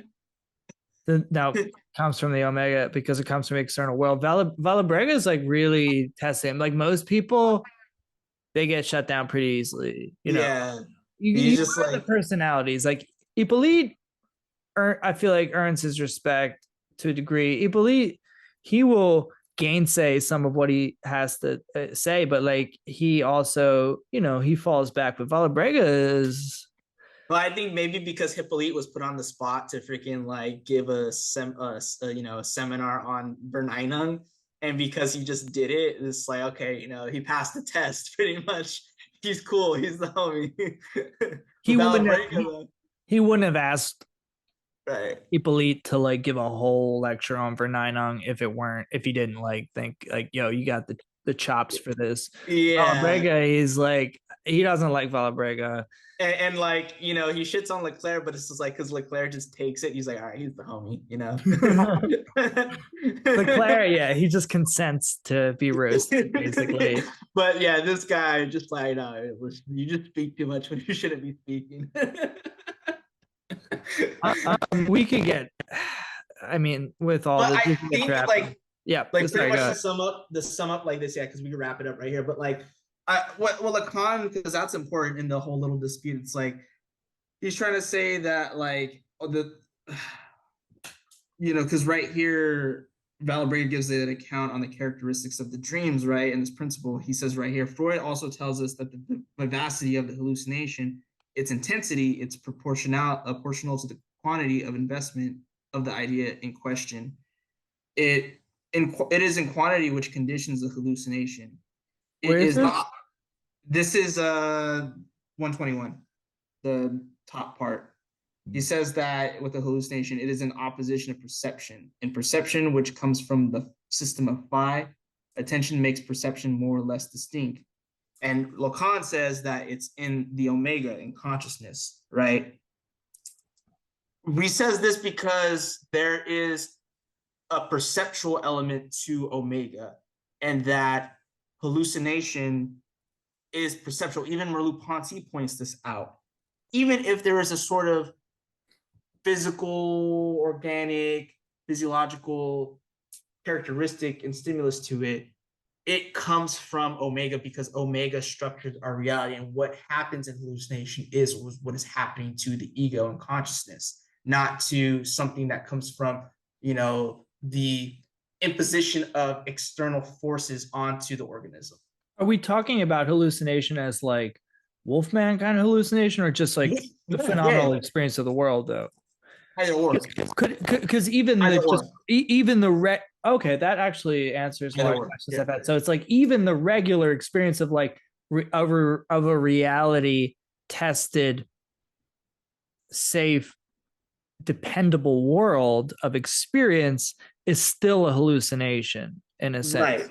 But it's a manageable hallucination versus one that. Right, because there's fantasy. Is that right? I don't, because the thing is that fantasy is not an illusion, and we need to get to real reality. It's like, no, our reality is structured by fantasy. Jacques says this himself, and why there's this parallax with fantasy and ideology in the soulful reality, right? And what makes hallucination, par excellence as a medical condition, or like for psychoanalysis, and sort of not only somebody like the Wolfman, but any sort of delirious patient or paranoiac, is that it intersects in this knot. We could talk about knot where like the imaginary has this like intimate overlap with the real, right? It becomes traumatic. And then what we get is a jump cut, right? In a sense, in like cinematography, right? Like you get a jump cut where it's like a cut to the same thing. Yeah. Like, what is that cut? A lot of new wave French directors were fans of the jump cut because it served no purpose in a sense. It just kind of jolts you. It lets you, it draws your attention to the form itself. Right. And I feel like the Wolfman's hallucination is something like a jump cut where it's like, it's not so much that what he experienced wasn't real, but it sheds light on what we think of as reality, as in itself hallucination. But like I said, like just a dependable hallucination in the sense that like you're able to manage your own bodily coherence in the midst of it. You can move your little your little NPC through the video game. Yeah, because what did he say about the sort of mirror stage, or like the ego in the camera metaphor and the phenomenon of consciousness, is that rather than using the term allure, he says a fascination, the fascinar, which is to, you know, sort of enchant. There's a sort of enchantment of the narcissistic investment in the ideal ego, right? Primary narcissism with the body and the specular image that serves a purpose. It is a misrecognition, but it still functions, right? Thus is the contradiction that keeps moving forward, right? And we have fantasy that structures the gap. And when there is a sort of traumatic, what was the term, fissure, or like with the real comes in, yeah. That's the hallucination par excellence that we're used to talking about, you know, becomes traumatic. And well, you know, it's funny because it reminds me of like, okay, so I just unlocked something, like I just like leveled up here, I think, maybe because I've always wanted to, like, thinking about like, okay, so why is it that the fucking Wolfman, okay, so he sees a nail through his hand, right? That's what it is, right? Yeah. I thought it was like, it's either nail or like cut his like a finger, but or like a cut in his finger. But it's like, why is it that he still sees something that is for him real and symbolized? But it's like, spoiler alert, next chapter with the dream, it's still the cut in terms of like the jump cut, the fissure, the jump cut, and then the image is, it's only after the fact that he imagines he saw that, because it's through recollection, right? Yes. It's not it's the same thing with the dream. When Freud's talking about recounting the dream, you experience the dream, but then you have to recount it, and it's only real, not real, capital R real, but it's only like a real dream in as much as you recount it, because as soon as you're done the dream, it's gone. Yeah, you have to it's a memory instantly. All dreams are memories. Yes. So even the hallucination of the Wolfman was a memory. Yes, exactly. And it's still filled in through a symbol comes to fill it in, but it's a disparate symbol. It's one that it's incongruent. It's something that marks this fissure. And it's not much. Well, the symbol it has importance, but not for what it means in terms of who you are as a person, your identity, but rather the fact that the symbol here marks a fissure. Right. Can we move on to the next chapter? What do you think? Most definitely. Do you want to take a break? Do you want to keep going? I'll take like a 10-minute. Okay, because this next one's really good. If you still have juice. I'm gonna use the restroom. All right. But the woke left at it again. Woke left at it again. I will resist censorship. Sorry to say the snowflake, but free association's here to stay. What is it? Free association ain't free, motherfucker. I earned the right for my symptom. I worked till my back was broken and my knuckles were raw. You all here complaining about inflation? For this symptom. Interpretation of dreams is not just offering our theory of dreams. I love this chapter. I think this might be my favorite chapter. It's a good one, right? It's like, again, like now I don't want to say out of the weeds, but we take a moment for some breathing room here to get away from some of the Greek symbols and the reflex architecture and everything. I feel like Lacan half the time doesn't want to talk about that stuff, but because like everyone he's talking to is always trying to like flex on him, he's got to like respond in kind and make sure that like they know that he knows what Freud's talking about to the letter, you know? Whereas this is what he wants to talk about. He wants to like talk about the law and shit like that. Right, and that's why he's like, all right, so like I'm gonna flex on you with cybernetics because nobody has anything to say back about cybernetics. Exactly. That meme I Like, you made. learn cybernetics just to be like, oh, okay, you want to septomy? How about this? What about cybernetics, motherfucker? Say something about that. Um, then now this is great. So the dream, I don't know what to make of it with the law, but I know it has something to do with censorship. But again, the thing about the dream, and this is again, like, I cannot help but relate it back to Zizek, because when you read these already, not so much seminar one, there aren't too many resonances of Zizek in there until you get to near the end, and there are with the elephant and the signifier and everything like that, and Hegel. Then you get more Zizekian. Already, I love reading this because you get to the roots of also, I think, part of Zizek's technique. In the previous chapter, he talks about how, I wanted to point this out, but I didn't, how Maimonides and Spinoza, was it? Like, You mentioned, yeah. Through the style of their writing, they also basically give you clues on how to not just think about the content of what they're writing, but look at the form of it. They apply their own conceptual framework to the work itself, right? That's the mark of a great thinker.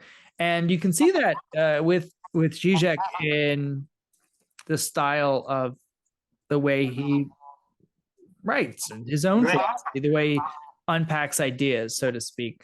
That's just a little bit of an aside. But here, I feel like I get a better notion of what this idea of like what the form of the dream is. And what I mean by that is like the form of the dream. Okay, fine. What's the form of the dream? Oh, let's just abstract all the content of it. Well, the form of the dream is the dream as it's an object. It's something that is dealt with in analysis. It's not about, remember, we've talked about this before with like, I think you were saying Jungians don't put any emphasis on the forgetting of a dream. That's not important to them. It's like they take as gospel the recounting of the dream in analysis, because they care about the contained in the container. Whereas here, it's like the whole point, what makes the dream fascinating is that, like, you could say it's not so much the phantasmagoria of images and like the weird movie that plays out in your head and isn't that cool and psychedelic and wow, it's like, no, you could in a very mundane way say, well, all the crazy shit that happens in a dream that you dream about, it's just a way to keep you sleeping. It's just something that goes not haywire, like just some weird convoluted strategy to keep you asleep in a way. And we don't have to, like the ancients did, we don't have to ascribe any meaning to what happens to it. We don't have to read into it. And that's fine. I'm not saying that that's Freud's point of view, but what he's saying is like, it's not so much the weird, like what makes the dream weird and bizarre and like this crazy movie that we should focus on. It's more like, okay, let's look at the dream as something that is treated or approached within analysis and the subject's relation to the dream, which actually brings out the form of the dream. In a sense. And that's what's important, because the censored parts of the dream are what make it interesting. It's not the cinematic element of it. Yeah, and one thing that Freud wants to call it, and Lacan points it out here, but also in the 7th chapter in the beginning of Interpretation of Dreams, he wants to compare the dream to the Holy Writ, right? Like a holy text, in which you have to look within the text. What theologians were doing when trying to interpret the Bible, right? They weren't looking outside they were looking within and trying to decipher its meaning by engaging with it. And that's how we should see it. And again, it's using words. It's the interpretation and the free association that the patient gives to the analyst when talking about the dream. Just like you forget moments in your life and you forget names, you are going to forget the dreams. And that's what makes it, worthy to talk about, right? And why in here he he'll say that forgetting is not an obstacle, right? Because it was the Valabrega that wants to say that the forgetting of the dreams is what makes it an obstacle in analysis. It's like, no, that's exactly where we want to go. And the part that's forgot, right? And distinguishes, like, well, we'll get to that, but like just the fact that distinguishes resistance and in the transference, but also, the resistance of the dream and, censorship as well. Yeah, and Valabrega's response there is much more parochial in that, like, oh, well, we need to get past this. That, Lacan emphasizes from the start, the forgetting or the resistance or everything you want to get past in analysis is what you should be focusing on. And why it's also important that the forgetting your dreams is something that's just like, because it's not the fact that it's like, oh yeah, every day we dream, right? Or maybe some people don't dream at all, but when they go into analysis, they start dreaming more. Because of the transference, it just happens. That's the thing. There's who knows why that happens, but it's just a matter of thing. Maybe it's because of the fact of desires being stimulated by the analyst situating themselves as the object cause of the desire, that the unconscious starts to work more. So therefore, it starts working more in dreams. But one thing that is also fascinating about the forgetting of dreams and using it as a technique is if the patient starts to associate more about their dreams, and then they'll say like, like maybe like they want to talk about something, or they're like resisting to talk, they'll maybe start spitballing and just talking to me like, well, I had a dream, I think, but I forgot a lot of it, right? The emphasis is if I forgot, right, becomes a cue for the analyst. Why? Let me know, like what is the reason? Like that's saying too much for the patient, right? I forgot it. If you forgot, so why do you have to mention the dream? Yeah, it's like the dream acts as a very important sort of grid that could be applied to the subject's analytic experience because of the parts that are censored, the scraps, the fact that we tend to try to express our experience and what happens to us in terms of like what is voluntary, and mark ourselves like as subjects as the terminal point of the things that we recount. Like we're always trying to err on the side of the signified and be beyond the signified, in a sense of being like that was meant to happen, that was supposed to happen. Whereas the interesting thing is, for all of us, the dream is an escape from that. It's not fantasy, which is interesting because although a daydream is kind of like a fantasy. Exactly. It is. Yeah. But Mikey and Zizek always point out that people are much more willing to talk about the events of a dream than a daydream or a fantasy, because of the fact that like you're given a pass to do all sorts of crazy shit, because it's like as if there's a different subject. Because when you dream, it's sort of everyone recognizes what, like, people recognize dreams as having some kind of meaning in terms of their relation to your inner world, your Innenwelt, but at the same time, it's like it's as if there's a dream subject that is distinct from your waking subject. And because you have no control over that dream subject, whatever weird shit you dream, and that's not to say everyone's willing to disclose everything they dream, which they won't, but like whatever weird shit you dream is like par for the course.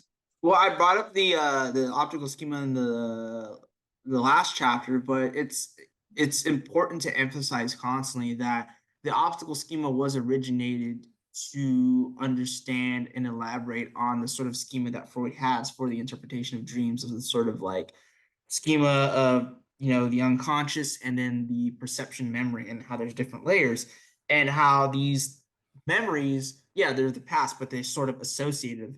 And he talks about how we should see the dream not as something isolated, but as parts of associations, right? That exist because of the form. The form is pertinent to interpretation. It doesn't matter what the content is, a latent content, because you can be conscious of it, right? You could. This is why like people will be like, oh yeah, I probably dreamt of, you know, I don't know, probably like in their dream they like stub their toe or something. It's like I stubbed my toe yesterday, like when I was like, you know, trying to, you know, clean my house or something like that. I don't know. Or like uh they had a dream where they locked their keys in the car, and they had, you know, locked their keys and or like, you know, like locked their keys in, like inside the car, and they had like struggle with it, you know, the day prior. That has nothing to do with the fact that that's why you're dreaming, but it's just like, well, what is the unconscious saying, you know, to you, and using this sort of latent content, right? Is the thing. It's just like, why did the unconscious manifest that sort of image in the series of the entire dream is the main thing. Right. And what happens when people explain their dreams, when they describe what happened, they get caught in the flow of it, right? And Right. it's And or like, like, let's and think of the this kernel was of truth. the weirdest. It would like Freud's whole point is that like the weirdest thing that happens, the most inexplicable thing, the thing that you oftentimes gloss over, would be the beginning of the royal road to the unconscious, in a sense. Right. And this is the mistake that people make. And like, let's talk about the homology of the dream with the commodity, right? You know, people want to find this kernel of truth or value within both the dream and the commodity, but it's like they ignore the form because they're so fixated on the content that they think that there is this secret to it. And it's not the case, because it's mirroring of everyday reality. But it's just like, well, why? What makes the dream so special is the fact that, well, of course, it's, you know, dreams happen when we're sleeping, but it's not to locate them in this weird realm, but like how these series of associations and weird sort of latent content and manifest is a way. And maybe it's like what we're talking about, and how the subject somehow tries to account for itself within these series of symbols and things, with the whole thing about like, you know, like I have three brothers, Paul, Ernest, and myself. That can you elaborate on that? That's really interesting. That in all these things, like the, so like there is the when you dream and you are in it, that is not you, right? That is like sort of in a way how, again, going back to the optical schema, how you mirror and try to sort of create your ideal ego within there, right? In sort of what is symbolically coordinated, the image of your body and so on, like in the gaze of yourself in it, which the gaze is not look, but the field of vision. But ultimately, the subject is going to be in the focal point where you forget, or, you know, the real, right? And also in most of the things that are hard to symbolize, when the signifier and the subject try to take it themselves into account. So then we can relate that back to the thinking machine, as he puts it. The machine cannot take its own operation into account. It cannot be a part of the calculus of what it does. but that is what makes the machine, is the part that it cannot take into account. Yes. The dream is machinic in that sense too, in that it's trying to, right? It's machinic unconscious. Shout out the machinic unconscious. Yeah. It is taking the different permutations of the dream maybe are the attempts to take the subject into account, in that I have three brothers, Paul, Ernst, and me, manner where it's like there's always something that sticks out, because Right. the subject always sticks out. But in, Right. in waking life, Confirmations. it's different though. Not the documentary, by the way, which is everyone's favorite starting point with philosophy. They ended philosophy, by the way, if you're wondering. Richard Linklater. He's a good director, though. I don't want to slur his name, but like, wouldn't you say it, what Lacan calls the corporeality is represented always in a detached way in the dream, where, like, I hate to be the like, yo, psychedelics bro type guy, but like this does happen if, you know, get really high or like take certain psychedelics when you have an out of body experience. There's a separation between like the body and, I don't know, you want to apperception, let's say. Yeah. And in the dream, it's represented as like through it's something weird and goofy that like sticks out. Right. Does that make sense? Or it's very, and this is, I think, with that though, trying to compare the dream with psycho or with like sort of like psychedelics and the hallucinations that happen with psychedelics, is that you run the risk of what he was trying to critique a couple chapters ago, to say that dreams aren't psychosis or madness, right? Because I would say psychedelics are very sort of simulations of madness, whereas dreams aren't. No, that I guess I was just describing the experience of Right. and I'm just, yeah, I'm devil's advocate because I am a psychedelic too, but like, you know, when it comes to like I see what you're saying. these three registers, I'm just like, you know, I'm hesitant to try to collaborate or synthesize like psychedelic experiences with, you know, psychoanalysis, right? Yeah, because then it gets off the rails. Not right. that we don't want to be spoil sports, but and the thing is that like I think like, you know, I'm not gonna get too off in a tangent, but I think what psychedelics do is that you could have some deep, profound experiences, but ultimately what I think they do is rather give sort of creative expenditure toward your symbolic coordinates in the way you identify with the world. But people say like, oh no, yeah, like these like weird like people that never actually tackle Lacan, and like certain YouTube theorists that, you know, a colleague of ours talked to tried to say that, you know, oh, I use psychedelics because like it helps me experience the real, as Lacan would say. It's like, no, it's not. It's a Gestalt experience. So you're stuck in the imaginary. It's the Gestalt experience par excellence. Yeah. And the other thing is, when you sober up, everything falls back into place anyway. Exactly. Right. It's like, if it was so profound, then you wouldn't be needing to do them. You wouldn't come back, basically. Yeah, like you know, even something like ayahuasca, you know, the shaman, it's still sort of imaginary experience. If it was profound, you would have completed the system of German idealism when you for real, yeah. So he says here that I love this Holy Writ, you know, and there are a lot of ways we could understand Holy Writ here. It's interpreted according to very special laws. But the thing about a text is it's only as good as what you sort of put into it, you know. So here, I think with the dream, we get like a matrix of signifiers that is privileged.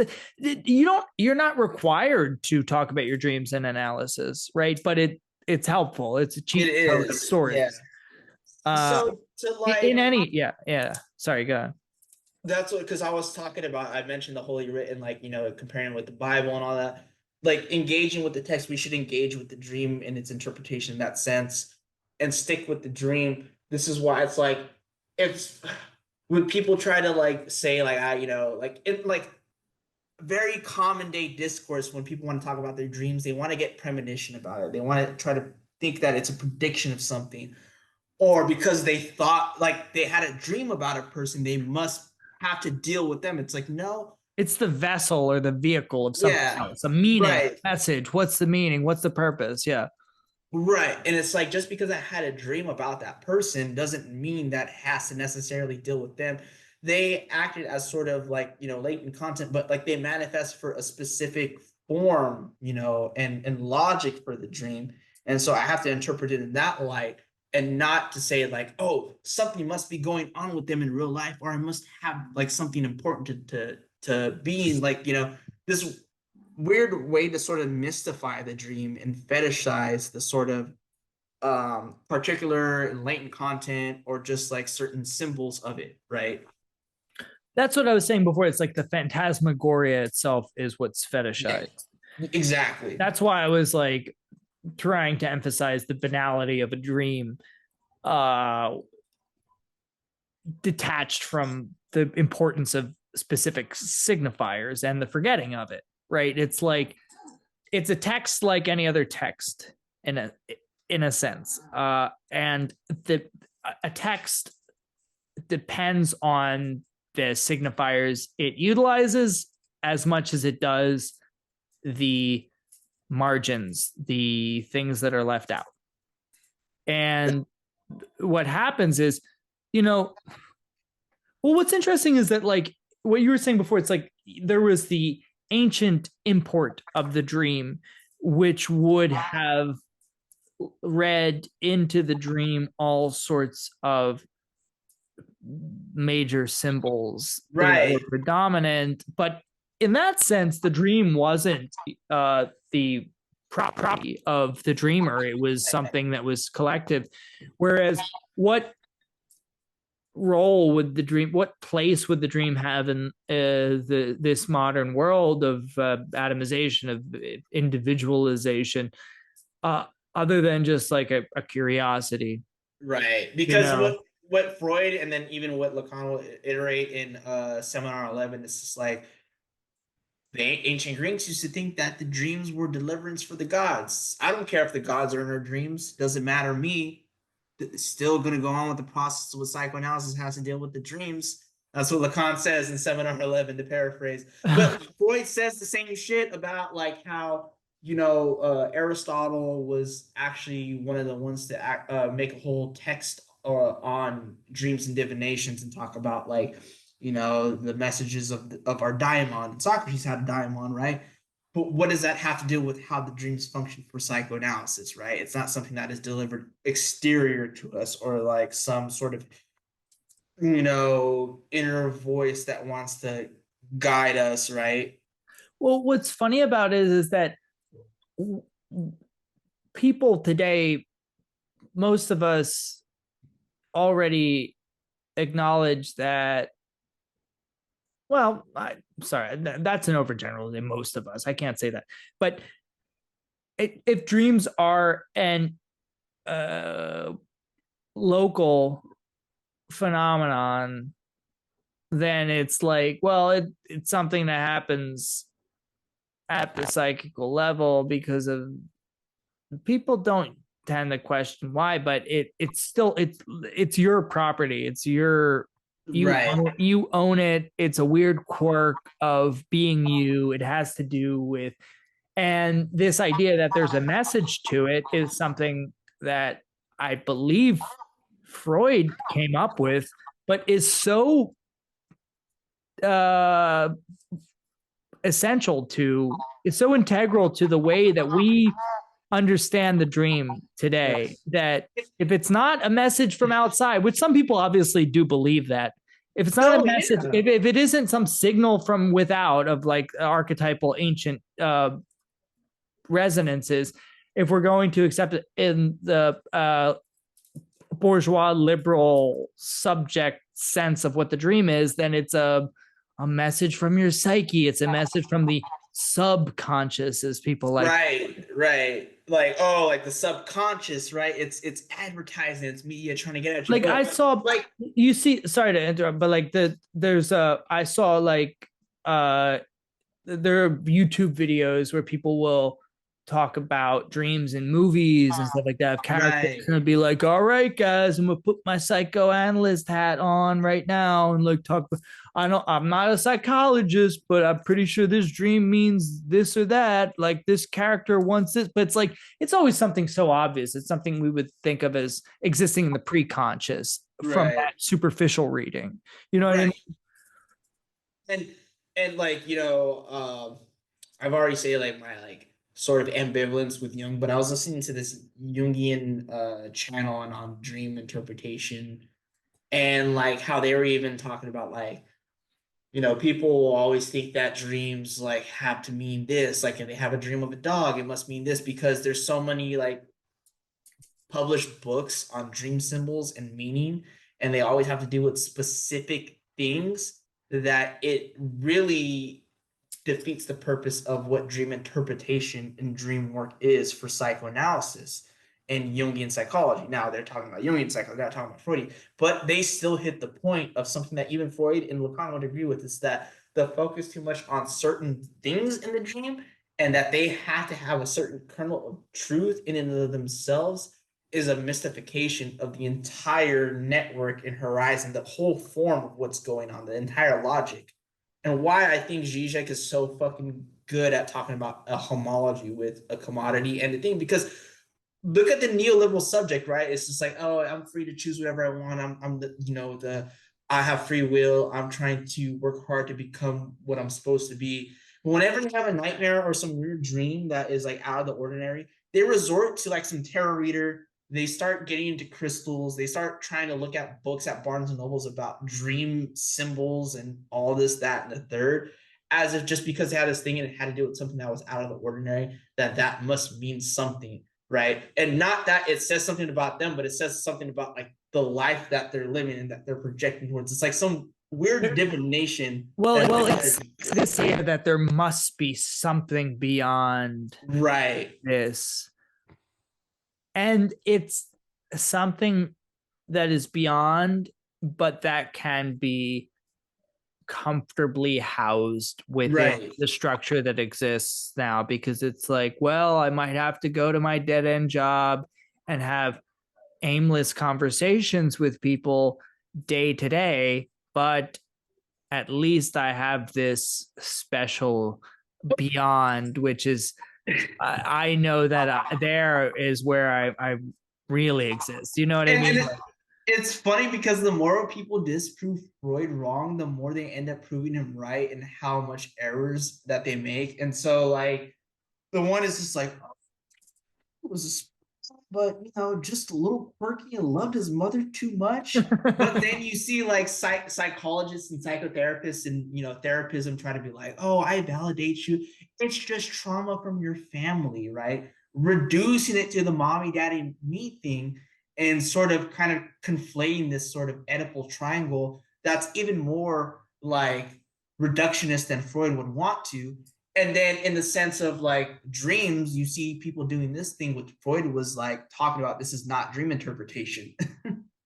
Well, it's so funny because I feel like a lot of what Freud's presenting is it's self-subverting, in that like even Oedipus is self-subverting. This is something that Zizek points out, sorry Cody and Maddie, but like contra Deleuze, which is that Oedipus is already anti-Oedipus. Yeah, Oedipus the idea, like these models that Freud presents to explain things are already self-problematized in a way, rather than him being like, this is what the family is, this is what desire is. It's like I want to get to what he says here, because I want to get to forget. I didn't like what you said. No, last thing you said about like Oedipus is already anti-Oedipus. It's like that's something that even our uncle Adrian Johnson says, in Time Driven. He says shout out to Adrian. He says that Freud didn't psychoanalyze Oedipus enough in the myth. It's that if we're true psychoanalysts, we need to psychoanalyze the Oedipus myth and make it more psychoanalytical than it really is. And I'm just like, oh, this is good. Isn't Oedipus also the puncturing of myths? Isn't it the deflation of mythos? Isn't that what it is? It's not, it's a myth that is, it's an anti-myth. It's not, yes. That's what makes Oedipus so good. If you think about it, ancient Greece, like that was what made, so much of ancient Greek theater brilliant, but also what makes Oedipus especially brilliant is that ancient Greek theater was the venue where myth itself was interrogated. Yes. And yes. Oedipus is the example par excellence of that, where myth itself is interrogated in its very structure. That's why this Oedipal triangle, everyone says Oedipus, Oedipus, Oedipus, but I have to say in anti-Oedipus, they don't talk that much about Oedipus, like the story of Oedipus. They really don't. Because if you look at, because you get stuck in the story of Oedipus. The story of Oedipus is it's an anamorphosis. Because what you have to, like, because you're supposed to position your values, so to speak, in terms of the triangulation that goes on within that story, and there's no safe haven, there's no safe reference point. That is what Oedipus is. So it's be anti-Oedipus. I don't know. Maybe we should clip this. That's a clip. That's a clip. And send it to Maddie. It's like, and like Cody, I want to hear what they have to say, because it's anti. Yes, Oedipus is already anti-Oedipus. That's all. Yes, more clips to your head than a barber. So, barbershop starring Ice Cube. friendly shadow boxing going on.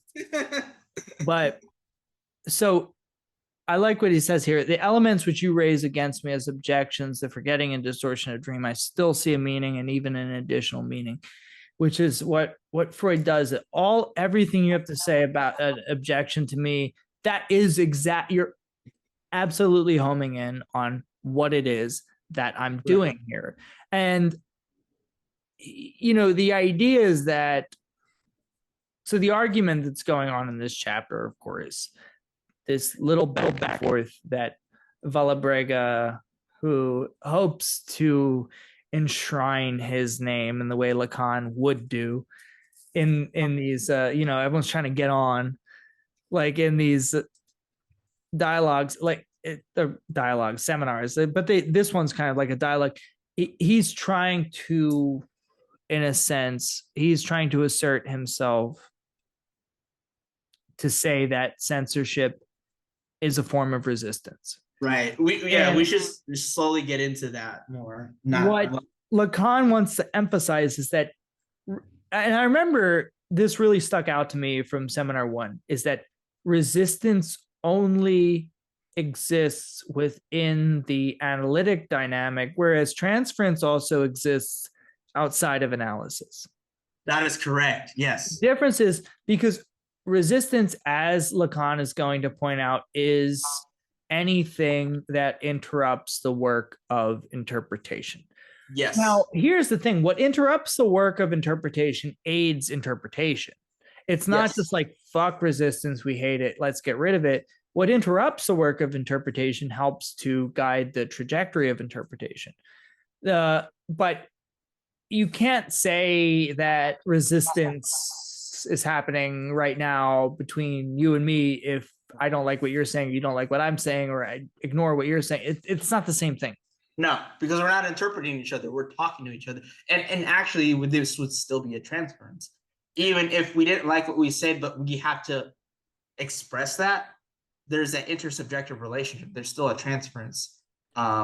To constantly express, like in an ordinary relationship, that I don't like what you're saying, right? And needing that to be known is because I believe you're duped. I'm duped enough to think that you believe that, right? And I want you to kind of get that feedback. But you're exactly right, is that transference or resistance in the transference is something that is only in relation to interpretation in the analytic session, right? And we talk about resistance, and it seems like it's on the level of the analysand, but actually is on the level of the analysts themselves at times, most of the time, if not all the time. What, the resistance or Resistance, yes. Because it could be on the fact that it's like, by resistance, they want to sort of interpret too soon, right? Or well, it reminds me of the great moment in seminar 1 when I don't remember who, but like the one guy is like, you idiot, you just want to like shake the person and be like, and that it's like the resistance of knowing that, or feeling like you're on the verge of a breakthrough, right, with and then them, this limp dick kind of moment, for real, lack of a better term, but like and then as he says, like, you want to shake them, what, like, come on, you idiot. It's like, yeah, well, which would be pure countertransference, of course, because that's exactly what that, yeah, response. But it's like, I think this is brilliant, because the way he's talking about resistance is only pertaining to the analytic dynamic, right, means that it only has to do with the work of interpretation. So it's your problem as the analyst. So it's on you. It's a you problem. It's not right. But in the way that resistance is being talked about, though, in this chapter, it has nothing to do with that per se, although you could probably tie that in. There is resistance of the ego, because the ego is its own resistance, and that has to deal with the certain ideations of the pathogenic nucleus, the certain series of identifications that resist upon each other, because it doesn't want to get to what you were kind of concerned with the past couple days, and you made memes about, right? The only affect that doesn't lie, anxiety. It resists anxiety because it gets to the void, right? It gets to, the veil of the fantasy. That's what we could see. And the reason why that is sort of centered is because this was the error of hypnosis that Freud noticed, that there is resistance to a certain extent that hypnosis can't help, right? And why Freud and the Freudian experience switched from hypnosis and mesmerism to dream interpretation and a talking cure.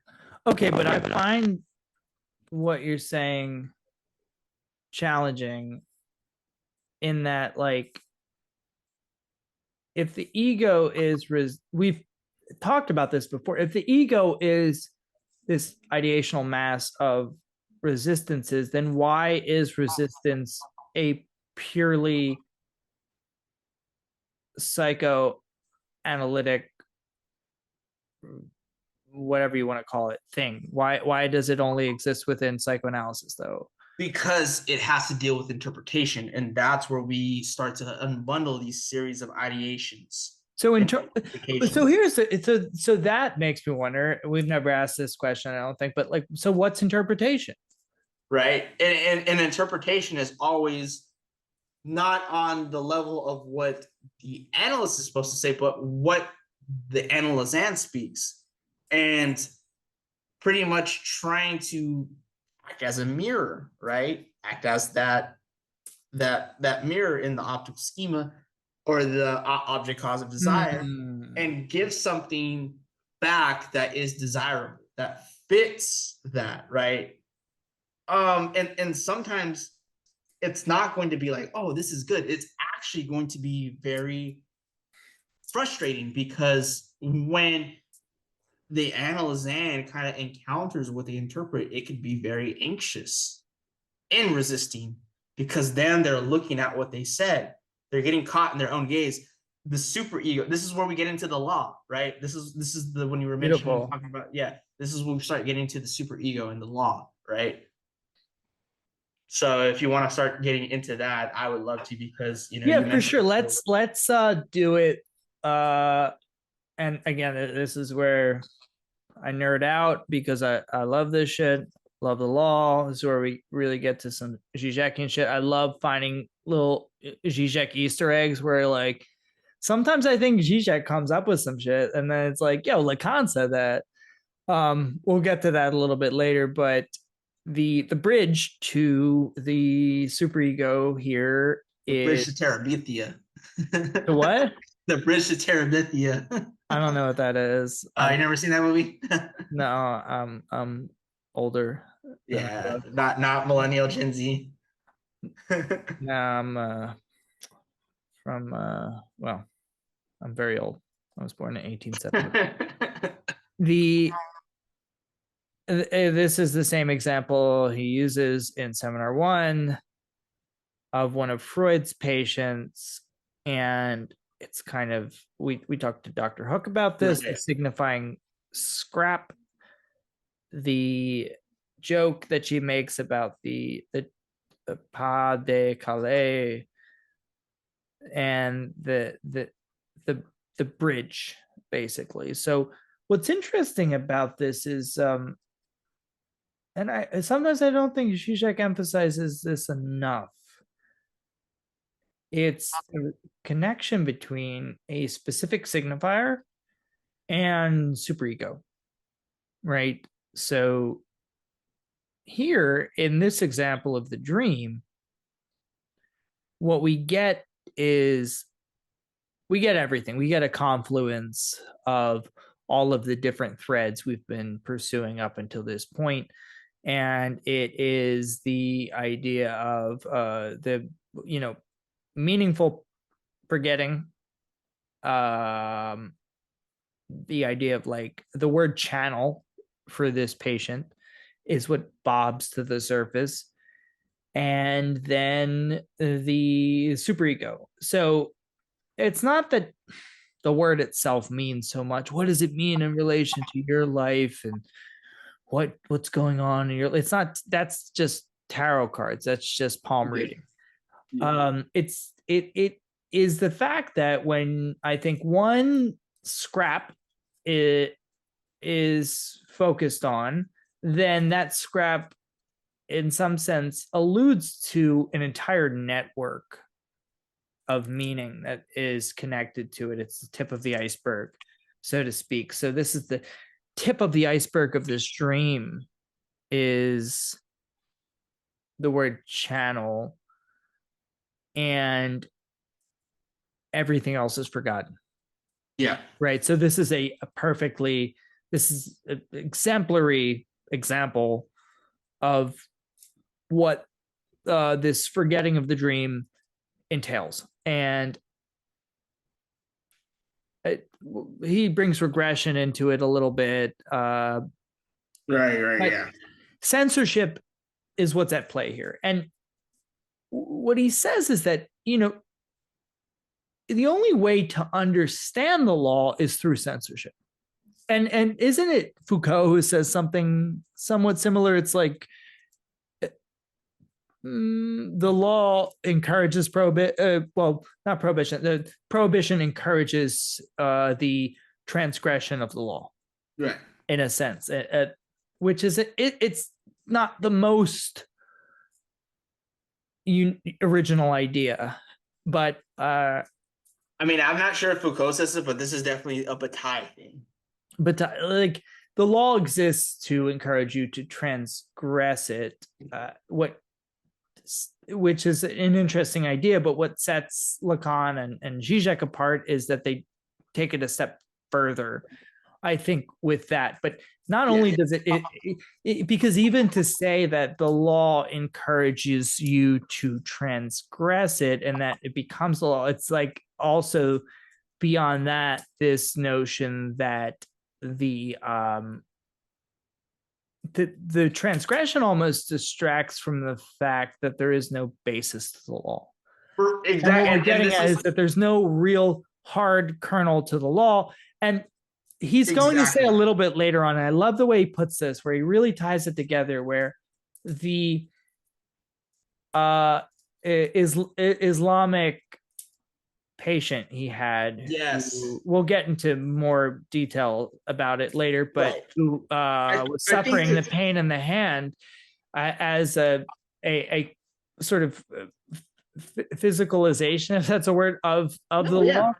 what he's suffering from is he says he has to have his hand cut off because he doesn't understand the meaning of the law. So this is what I'm talking about conversion with neurotics, right? Yeah. And when we're talking about the law, what you said, right, about that really the law has no ground, and this is what we mean by the other does not exist, but yet we still act as if it does without, like, even though if we could think, like, it's like, it's not, ideology is no longer like, oh, they don't know not what they're doing, but they're doing it. It's like they know exactly what they're doing, and yet they're still doing it, like if they didn't believe it, or like if they weren't told that the law doesn't exist. This is why he says in this chapter that we should, like, neurotics know that about the law and that it doesn't exist, and yet perfectly they show that there's confusion or misrecognition.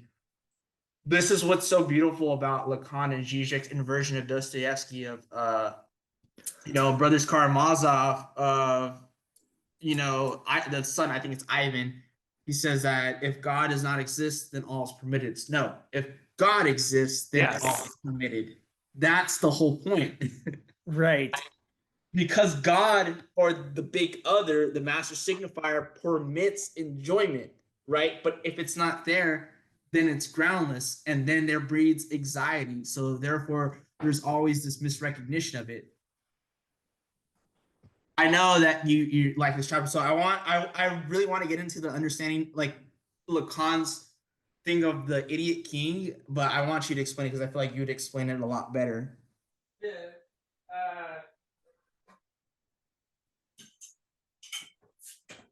Wait, but back up a little bit. What you said about anxiety, though.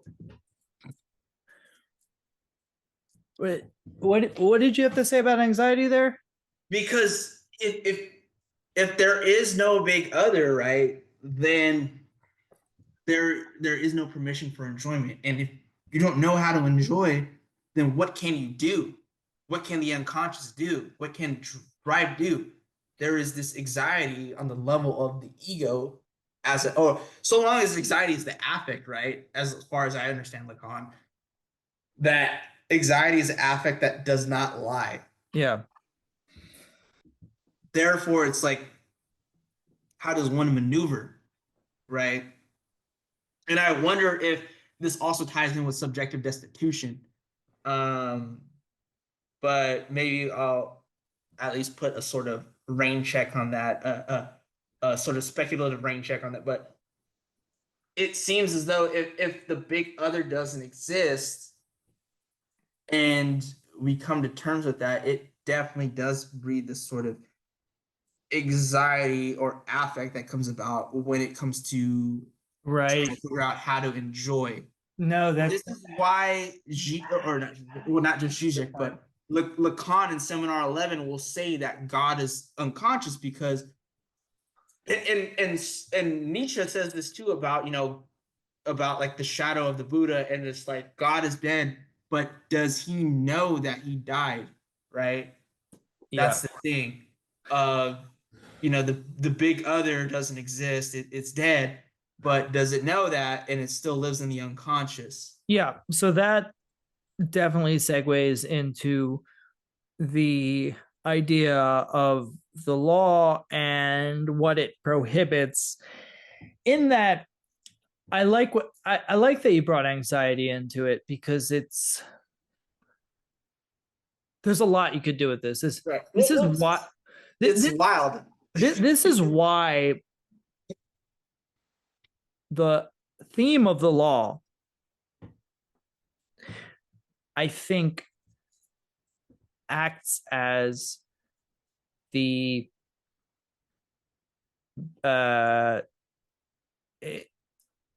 inception of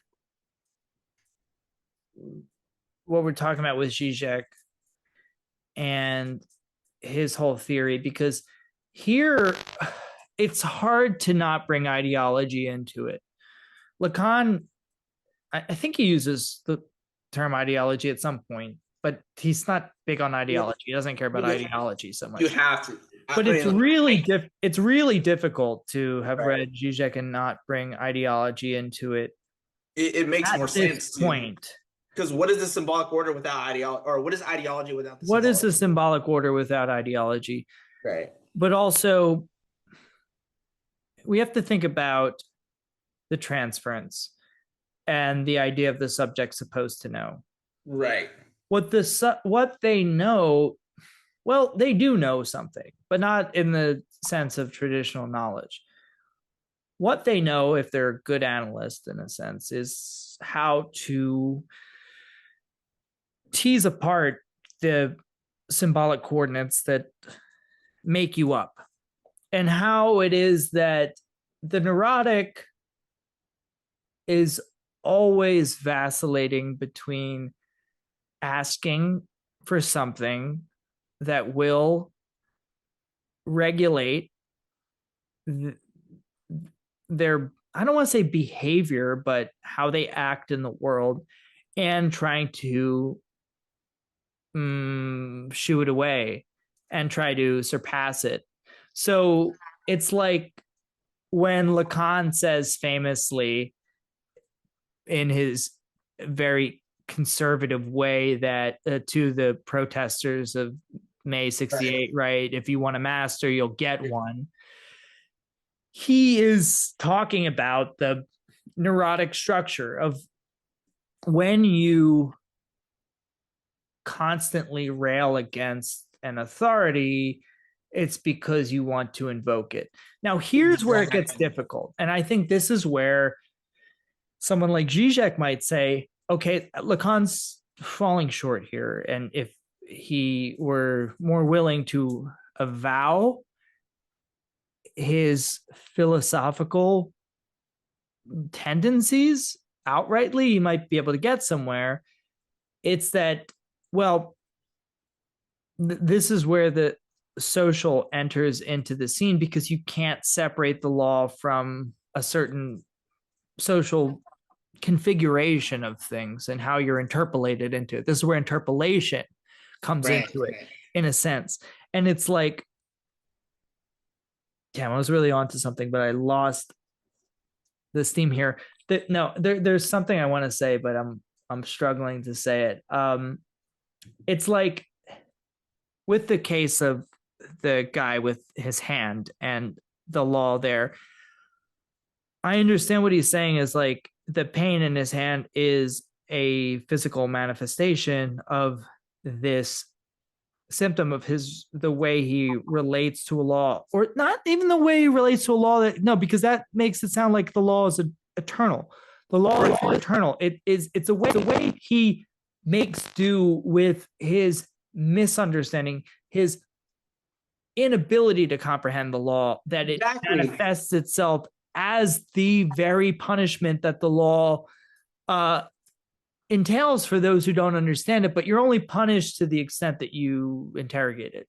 Exactly. And that's the main thing, is that you interrogate it in this misrecognized form. So that's why you are punished by it, because even if like you interrogate it because you're not you're not convinced, you're not enjoying it, like you try to hystericize it, you take a piece of it in you in this misrecognized form. Yeah.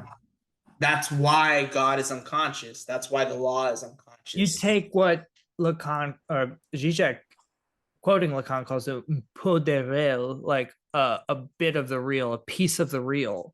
The piece of the real is exactly what the monarch is for Hegel in the entire structure of, the self-sublating absolute spirit, which is that thing that is like cannot be assimilated, which is like almost the abject of the system, but that holds it in place. And the law depends on that. But I had a thought that I was trying to get at, but I can't quite sketch it out. But let's go back to this real quick. If God doesn't exist, then everything is permitted. It's not if God the traditional Yeah. formula traditional, not traditional, but The Dostoevsky famous formula. Grand Inquisitor, Brothers Karamazov, which everyone loves. I read it. I don't love it as much as everybody else does. Love Dostoevsky, Brothers Karamazov, not my favorite book, but the Grand Inquisitor said, if God doesn't exist, everything's permitted. Lacan's Hegelian sort of inversion is that if God doesn't exist, then nothing's permitted, because of course there's no sort of like lasting prohibition. Okay, this is what I wanted to say. And this is something that I don't think all of us have worked out, Lacanians, Žižekians, whoever. Is this a historical outcome, or are we talking about something that's a purely analytic truth? Because it seems like we acknowledge that there was a time when God did, quote unquote, exist in the Middle Ages. Was enjoyment different then? Right. Basically. Or is this something that's always existed, but the terms have been reversed in a sense? I would like to argue and say that it's an analytic truth, and here's why. Because I'm going to bring a niche argument. If we look at the Middle Ages, right, God was instantiated as the law, and the theologians were the ones that were doing philosophy, right? That were sort of grappling with their dogma and God, and even so far as transgressing God and going to grimoires and invoking and doing ceremonial magic with the Goetia. That's a form of transgression right there and perversion of the law of God in the Middle Ages of feudalism. Right? But still dependent upon the big other, because in their fetishes, they would make circles that had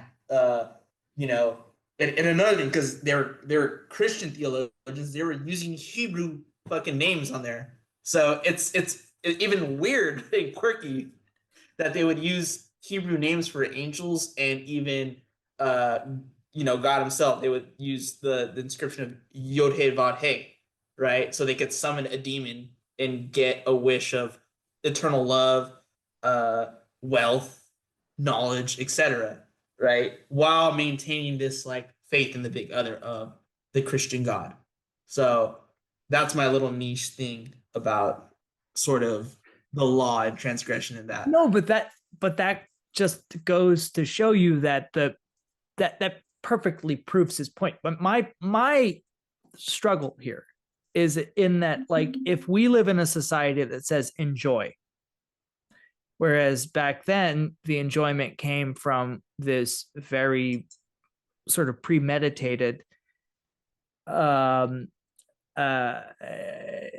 assault on the prohibition, then it's like something changed in the very nature of the way one enjoys in terms of prohibition. So enjoyment itself has changed at the level of the social. Does that make sense? Like, yeah, and or is it, or is what Zizek's is what Zizek's describing?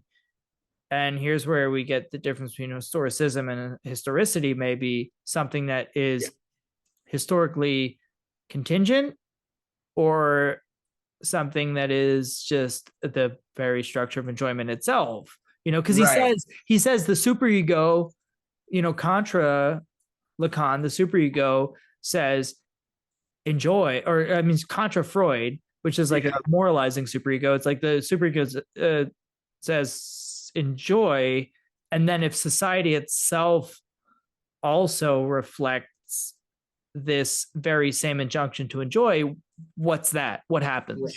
You see what I'm saying? Yeah. No, that definitely is good. I mean, ultimately, I think there is a form to enjoyment, regardless of the sort of contingency. And again, it's like, I think ultimately, even Zizek and all this, even Lacan are trying to prove that there is ultimately contingency, but that contingency becomes a sort of necessity retroactively.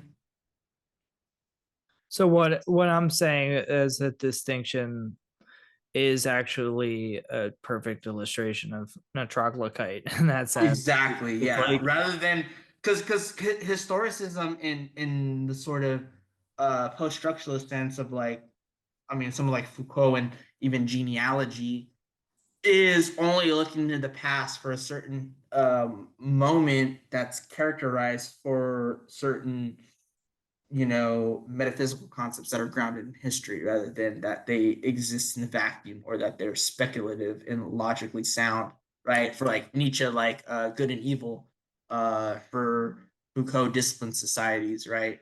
it's kind of like how, Or sexual practices and stuff like that, right? the And the ideological fantasy of capitalism, it posits a moment, an era of time before capitalism. And of course, it's like that time before capitalism is like only defined by what by capitalism, but it's like it. I feel like if you think of the meme I made today about people like anxiety coming from being afraid of lions, right. it's like we need to necessarily refer back to this mythical prehistoric time because capitalism is so all encompassing that all of the like because because history, the way it's laid out at least in the West, in terms of like antiquity, the Dark Ages, the Middle Ages, the Renaissance, the Enlightenment, the Industrial Age. It's like it's all in anticipation of capital, of the advent of capital. So it's like all of those preceding eras have to be anticipatory ultimately. And the only way to get beyond that kind of anticipatory dimension is to like harken back to this time of hunter gatherers, which is That like ideological fantasy. that's really awesome that you brought that up, because I forget the dude's name, but I'll send it to you later, and you probably drop it into the link if you want. But I guess they're a social theorist or historian or whatever. But Joe Rogan had them on their on the channel talking about COVID-19 and mass psychosis. It's like, oh, mass psychosis. We reacted to COVID-19 in this way. It didn't question big pharma and didn't question these scientists and stuff like that that's had our best interest, because we suffered from mass psychosis. You could look at mass psychosis happening in World War II and why Hitler came to power, right? Germany suffered from mass psychosis, the yada, yada, yada. It's like if we tie things like that, it saves us a lot of trouble with anxiety by referring to this sort of mythic thing of mass psychosis, by sort of identifying like that, like subjectivizing everything, psychologizing that is another way of, sort of creating a buffer zone for myth to explain it all. Right? Yeah, exactly. But it's not. But we don't see it as mythical because there are no gods involved, because there are no wizards, because it's like, right. so it's not myth. It's just, well, it's historically proven that hunter-gatherer societies existed. Of course they did, but it's like not in the way that we think about it, right? It's like it's because we're thinking about ourselves like sitting there like in a cave being like, oh, right. But if you explain something like, in societies like Levi Strauss, Pierre Clastre, or like gift economies, that goes over people's heads. It's like, what does that have to do with anything? Exactly. But it's like, like somebody like Marcel Mauss, right? Like talking about like a complex society using gifts. Like, I can't fathom that. Like, no, I'm used to this. Like, it's like we live in a more productive society. And we're advanced compared to hunter gatherers, where people had to go and hunt and people stayed in the caves to like bear the children. It's like, no, we had gift societies, symbolic exchange. Like, okay, let's now this is fire. You need someone to clip this. All right, so why is the King of England an idiot? Well, it's like, it's interesting. It's the idea is that this is where symbolic efficiency comes in, because it's like America's a bit different, because you can have Let's Go Brandon posters everywhere, and you think that, well, America's great because you can say the president is a piece of shit and an idiot, Right. and he probably is, as if that in some ways eats into the authority of what the president is in the sense of a figure. But the idea is that the symbolic efficiency even then is still operative. That's right. That Zizek often points out. I can feel that, like, even with my boss where I work, she's fine, like, not a bad boss, but like I don't have to even interact with her too much. But when I do, like, the anxiety is still there. Like I'm still nervous. Right. That, like, the scepter, the phallic distance, let's say, is still there. It operates objectively. It doesn't matter what you know, in the sense of this fantasy that exists apart from you and your sense of self and your ego ideal. It is still very much operative. The idea is that the censorship part is because we know the King of England is an idiot. It's almost rubbed in our faces. In many ways, it's the idiocy of the figurehead that gives the figurehead their power, in a sense. It's not, people think that it's the emperor has no clothes sort of situation. That is already inscribed into it, in a sense. Right. This is what people don't realize even about the Nazis, for example, is that you might look at Hitler and be like, how did anyone fall for this? He's comical. Like, look how animated he is. Yeah. It seems like a parodic figure. We can laugh at him, and people fell for this and they took it seriously. It's like, no, you don't understand. The irony, the exaggeration, what Charlie Chaplin, for example, was in the Dictator movie, imitating, right? Yeah, and The Great Dictator was lampooning, which you would think, oh my gosh, he's speaking truth to power by like deflating this person who thinks they're so serious. And that's like a very liberal approach, which is like, oh, like, let's make fun of like the thing. Same thing with Trump. Do you think that the people who love Trump don't see what's absolutely absurd and ridiculous about him? The absurdity, the parody and the irony is already built into the position of power. That's what gives it power. It's not the idea that like, oh, some people, and I'm sure some people do, but some people take him so seriously. It's like paternal figure, and they don't you see ridiculous about Trump? It's like, no, the people who love him see what's ridiculous about him, and they love him that much more because of it.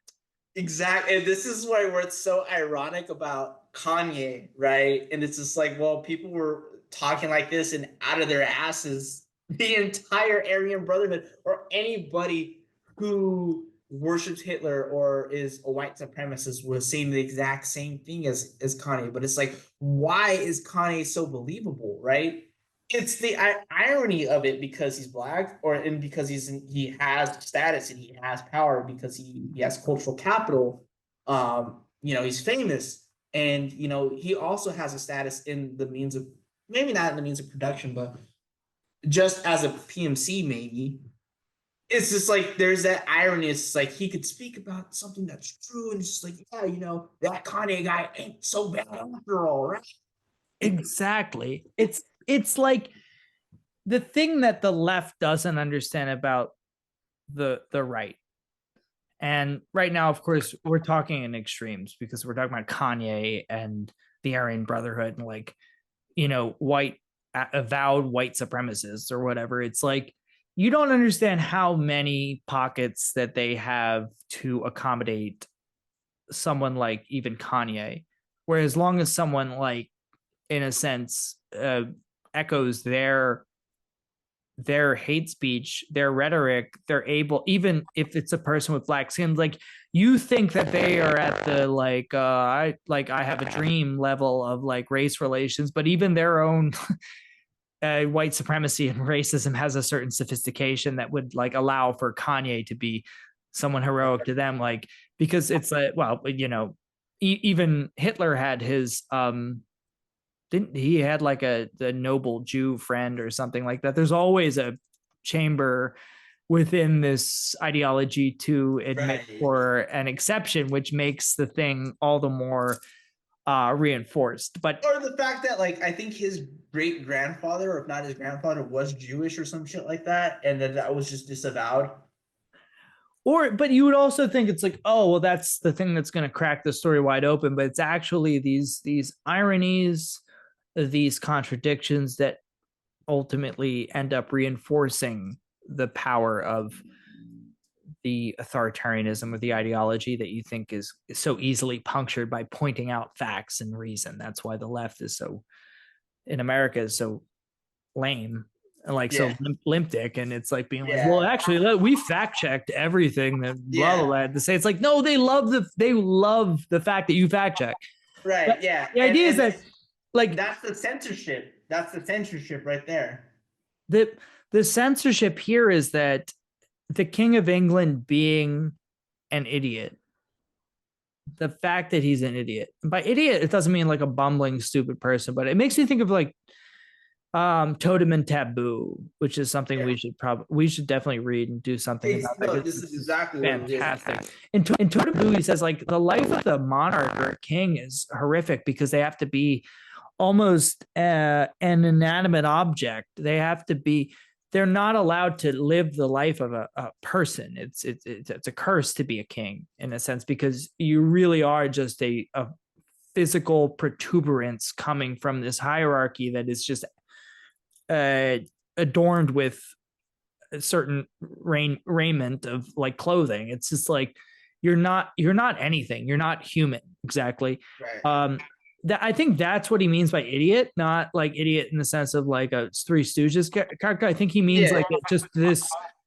What did idiot used to mean in clinical context? There were like, it meant like a, you know, a cognitively challenged person, but like also just like almost like a catatonic is what I'm thinking. Right. Yeah. It's like like even when you look at someone like Trump or Biden, and like the way that we express our politics now in the Western world, it's like we can't handle the fact that our leader is just too human, and therefore we would want somebody like that. We need somebody who's just more like about it, more, you know, professional, right?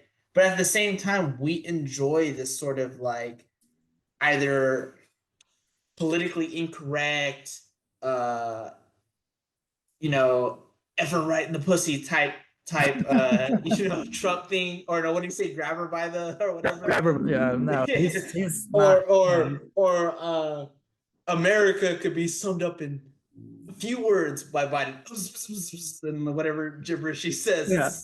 You know, the Diet Coke versus Diet Pepsi. Like, what do you want? Like, that's too human for us. So we want to resort back to this sort of definition of idiocy that you're talking about.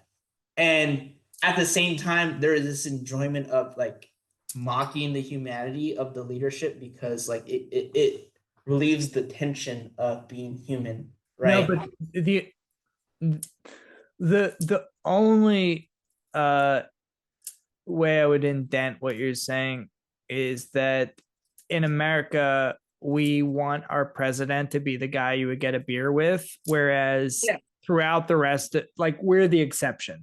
So Biden and Trump aren't actually the best examples here, because through the rest of the world, which is like most societies, I think history, maybe people would want to get a beer with JFK, right? Yeah, well, like these are all people who would never want to get a beer with you ever, like don't think you exist, which is fine with me. But the idea is that, like, most societies in history have been theocratic aristocracies, and that's it. Like that's the standard. Anything else is like an exception. And theocratic aristocracies that are, well, also like monarchies, right, depend on there being a figure of a king, but it's never a king that we think of like who whimsically makes decisions. The king is always just like, again, like a babbling idiot, in the sense that they're always a figurehead. Most kings are figureheads in the sense that, like, you have someone who is, and it's not a coincidence that many kings throughout history are like physically inept or like have cognitive issues, because it's just literally like a body that you put fancy clothing on and like a big hat. Like that's really all a king is. It's like it's that ridiculous. So I think that's what he's saying about the King of England being an idiot. And it's kind of like, it's not so much of like, doesn't anyone else see he's an idiot? It's like the fact that he's an idiot represents the entire nervous system of a society where the prohibitions themselves cannot be self-justifying, because if I have to justify myself to you and I'm the law, I'm police, and I justify myself to you, then I'm not police. I don't have any authority. So there needs to be necessarily a ganglion, let's say, because I like that word, where all of this network is connected to this central hub that is nothing, that is something silly, and it almost has to be silly. It has to be an idiot. Right. No, I was thinking about it. It's like I was so focused on talking about Trump or Biden that I even missed the thing. It's not about Trump. It's not about Biden. It's not about Bush. It's not about Obama. It's about the president, which is an abstract term which represents an idiot, just like preside. And that even the president is monitored by checks and balances, right? Because the president themselves is an idiot. That's the main thing. Exactly. Because in America, and this is why Americans are so stupid, is because we think we're smart, because we think that we figured something out, because our president is just a dude like any of us. Yeah. It's like another guy. A South Park, it says a douche or a turd sandwich, right? You know, what do you want? No, but like, well, not so much. No, but yeah, it's like, but more like, oh, well, we just, because we're a democracy, we don't think that, we think we've defetishized our relationship to the president, in the sense that, like, well, they're not an absolute monarch, they're not a god, they don't have all these special powers, they're just another person like us, but we want the best person. But the fetishism, the absurdity, the fetishism that we have invented is the idea that there's such a thing as a meritocracy, which is even dumber than the idea that people have magical powers, because it's just another form of saying people have magical powers, but it's quantifiable. And that is all we're talking about here when it comes to the idea of like a president. But we think we're smart because we have because we don't have a monarchy, like we've defetishized the figure of power, but in doing that, we only further, power becomes further entrenched in a strange way. That's all. No, I like that. I like that. It doesn't really apply to this idea that what he's talking about with the King of England, which is that it's much more European, and that like there's still more of an acknowledgement of the absurd contingency of the body of what, Zizek always says, the body of the monarch. Why the body of the monarch? It really is just a body that has to embody the state as a whole, because the state can't be self-justified. And even the idea, the Enlightenment would make would usher in an era of humanism where the law would be self-transparent, right? We get back to self-transparent, and then the law would make sense. It would make sense to us. And that would be it. And then we would have a law that makes sense, and we don't have to rely on, we can still have our God for deists or whatever that winds the clock, but we don't have to rely on, who wants to rely on the idea of a God who's just a God of fear, right? Everyone forgets that, because people think, like, when people try to pitch religion to you nowadays, it doesn't matter whether you're talking to a Mormon or a Jehovah's Witness or whatever, but they're saying this is a God of love who's going to take care of you and love you. Whereas in the Middle Ages, dude, God was fucking tyrannical. No one was going around saying God loved you. God was absolute tyrant. Fear God. Yeah, and you have to fear God.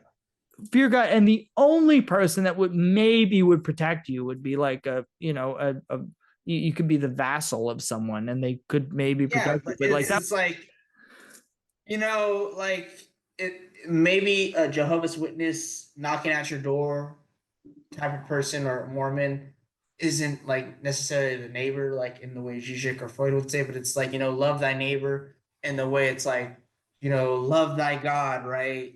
God loves you, and he's asking for your love and for your forgiveness, so you could forgive, yourself and, your sins. It's like you have the choice to be like, fuck off, or like, the first scene of, or not the first scene, but like the second or third scene of Friday. Are you ready for a Jehovah's for church? Because if you're not, he just slams the door. Well, you have dead motherfucker. It's just like, you have that sort of fake, like, you need to love, but really there's that hate, for each other in that, right? Because love of the big other is invoked, right? It means the hate of the little other at the same time. No, that's a really good point. Yeah, love of the.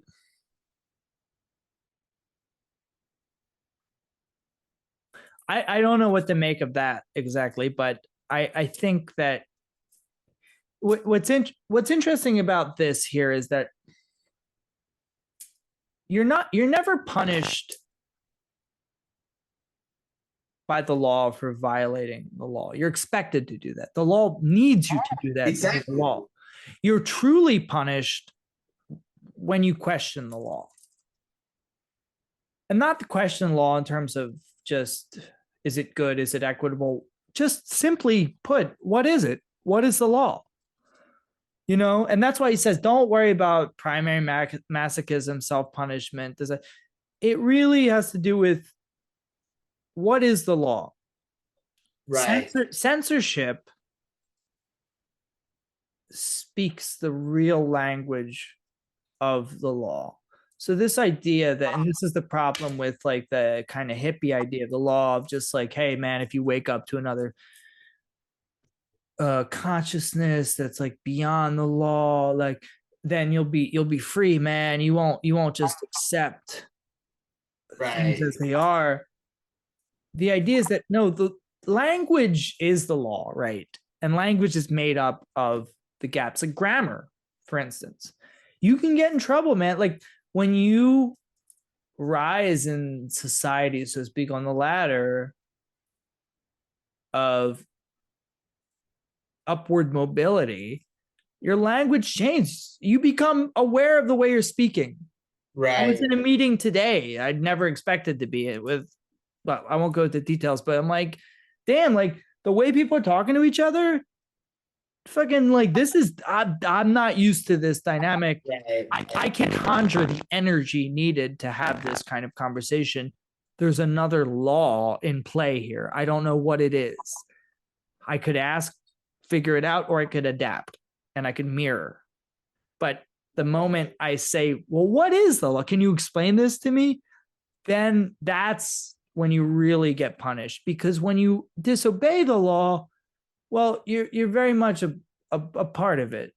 It's expected to happen. Just like certain people expect to go to jail. Yeah. They know they're going to go to jail. That's part. They're not disobeying the law there. That is very much within the law. Yeah. When you ask what it is. But one man did ask what it is, and this is why I wanted to share you tonight, Ooh. while we wrap up. one of my favorite things. Is this the scene? Yeah, I'm gonna maybe. kind of- Oh yeah, I just shared my screen when I'm already sharing it. Have you ever seen this? I think I have. This is this is what you're talking about. Yeah, this is sick. We already know what it is, but it's in a great short movie made by Orson Welles with Kafka's Parable of the Law. I love this. So this basically, Zizek refers to it all the time. I don't think Lacan ever read Kafka, but it couldn't describe what he's talking about better than this. So this is the door of the law, the parable of the law. The famous prologue from the trial, which is, many say, top Because I've top watched, 5 novels written in the I've read it and I've watched a video of it. So I don't know if it's this one or maybe a different. Orson Welles made a great movie about the trial. And it starts with this prologue. Anyway, let's watch.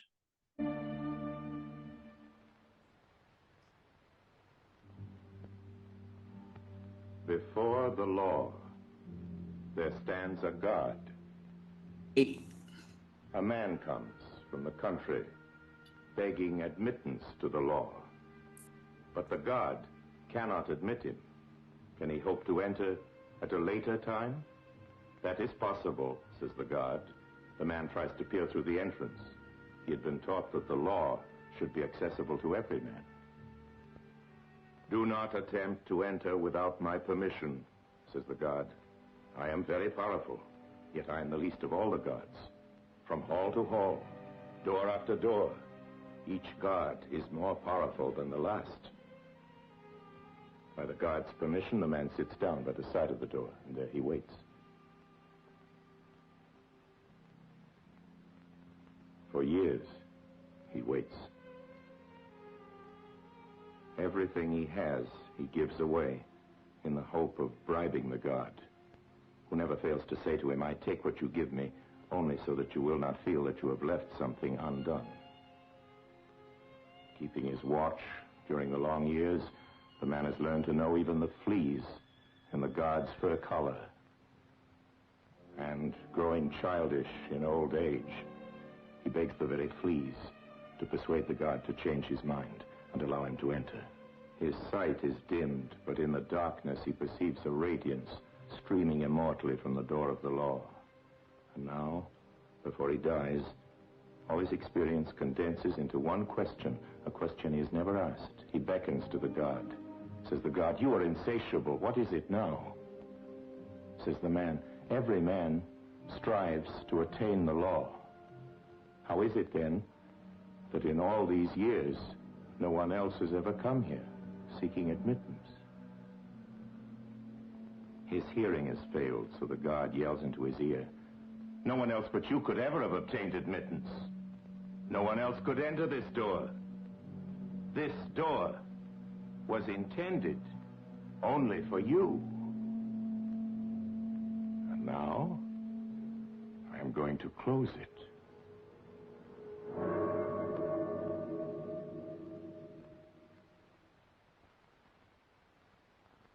This tale is told during the story called The Trial. It has been said that the logic of this story is the logic of a dream,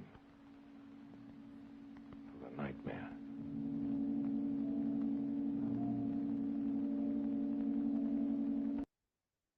So good. So good. Before the law. Oh, No. We only need one. yeah. Right. Sick. That's That's definitely a great way to end it. Yeah. Well, let's just, definitely not talk about Valabrega. I think for the most part, though, to conclude it is the fact that, like, So we could just spitball here without actually having to pull up the text. I think that was great to point out the thing, especially since that clip did mention that it was a dream. It's just that the fact that the superego does sort of create censorship in that sense, because that's where censorship lies in the misrecognition of the law, especially when the superego has a relationship with the ideal or the ego ideal, as is said in Seminar 1, and in sort of this weird way in which it creates error in excess for the death drive to come about in previous chapters, right? With the joke that I'm just obsessed with, right? I even mentioned Tell it. I mentioned it to Matthew Phil Spader for like a second time, and even Dave's like, I love when you tell this joke.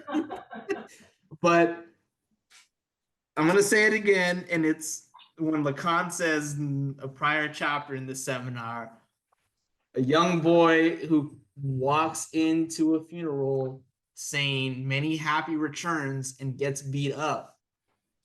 His hair pulled and says, he's yelled at, he says, you're not supposed to say that. You're supposed to say, may God rest his soul. And so he learns, and so then a couple weeks later, he walks into a wedding, and right as they're about to kiss, he says, may God rest his soul. And he gets hit again. Yes. This is a way of like learning from error, right? And it's just like the interjection of the law of the superego and how it operates, right? What is permissible and what is prohibited. But that learning of the law is always misinformed. It's always misrecognized. Because it has to do with language. It has to do with the symbolic order. It's not great. There's not only is there misrecognition of the body in the imaginary sense of the mirror stage of the ideal ego, but also misrecognition on the extension of enjoyment of the body of the symbolic order, right? And what is permissible and what is prohibited. It's not enough to just say, oh, the law doesn't make sense at the core. Right. Fine. Anyone can understand that. It's rather the way the body itself attempts to account for the incomprehensibility of it, yes, and punishes itself for not understanding. Yes. The idea of, and before we wrap up, I just want to describe in better detail. It's funny, it's the first time I think Lacan talks about one of his patients. He doesn't usually talk about his patients at all. No, not really. It's very jarring because you're like, whoa, he's talking about his own patient. Yeah. Someone who comes from a traditionally Muslim family, but is, I don't want to say atheist, but, irreligious, very suspicious of the Quranic law, right. Not into anything having to do with it. But his father was branded as a thief. Right. And he knows that according to the Quranic law, the thief has his hand cut off, and he had this pain in his hand that he was dealing with. So it doesn't matter that he said, oh, I don't believe in the law, the Quran. He could be an atheist for all we care, just for the sake of the story. But it's like as if his hand knew. His hand had a different kind of knowledge that was concentrated in this pain that he felt. That was how, not just that he registered the law, but also in the way that he punished himself for his lack of understanding. Yeah. It's the way one punishes themselves. This is what I make of it, for That's not exactly what it is. understanding the law, which even if you say, well, it's incomprehensible, it doesn't mean anything, it doesn't matter. Unconsciously, you still punish yourself for not understanding the law. Because it's like You could be an atheist and say that God doesn't exist, and yet you introject God and punish yourself for not understanding the law of God. And why? So like Zizek and Lacan will inverse Dostoevsky, but yet people like a fucking like a Dawkins bro or like a Sam Harris bro will still maintain the sort of theism within their atheism. Absolutely. They think it's like they just take God's hat off. Yes. Say that like, oh, there's no God. It's like, no, you just remove the hat. Yeah. You let him out the front door and let him right back in. You let him right back in because all God means to people is the law. Mm-hmm. Those same Sam Harris, Richard Dawkins bros, it's what they imagine that your average fucking bohunk motherfucker on the street thinks about God, which is like, oh, he thinks God is this sort of like man with a beard in the sky. It's like, no, that's not what people like. People aren't thinking about that. Like maybe some people are, but like they're more people are atheists than you think. Is that right?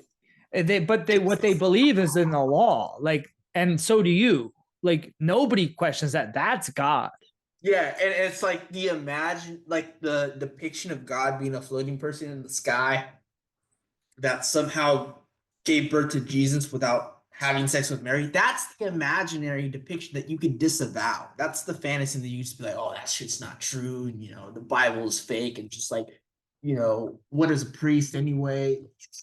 Just do all these certain identifications and shit like that, but still hold on to the form, the law. That's the whole thing about the dream too, and how it functions. You're unconscious.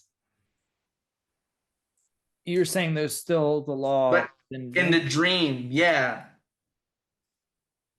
Because look at what we were just watching, right? The whole thing about the gate is that it was a depiction of a dream, right? How the law functions in the dream. The logic of a dream is what he said. Yes, yeah, that's the logic of the dream. Why does he close it at the end? That's what's interesting to me, though. Because it's something that he could never get, even though he wants it, right? He can never enjoy it because that would hurt him, right? And he only asks for it right when he's dying, right? And if that represents the sort of narcissistic investment image, it's only something that he could get when he can never have it, right? It's getting what you can't have, pretty much. To get it would defeat the fantasy. His enjoyment is waiting out. Yeah, right. The holistic enjoyment, as Mikey's always talking about, distinguishing between holistic enjoyment and partial enjoyment. I think that about does it. It does. Yeah, I like that. One of our best episodes yet. Every episode's different. Every episode's different, to be honest. They're all different, but stay tuned. For a Friday episode.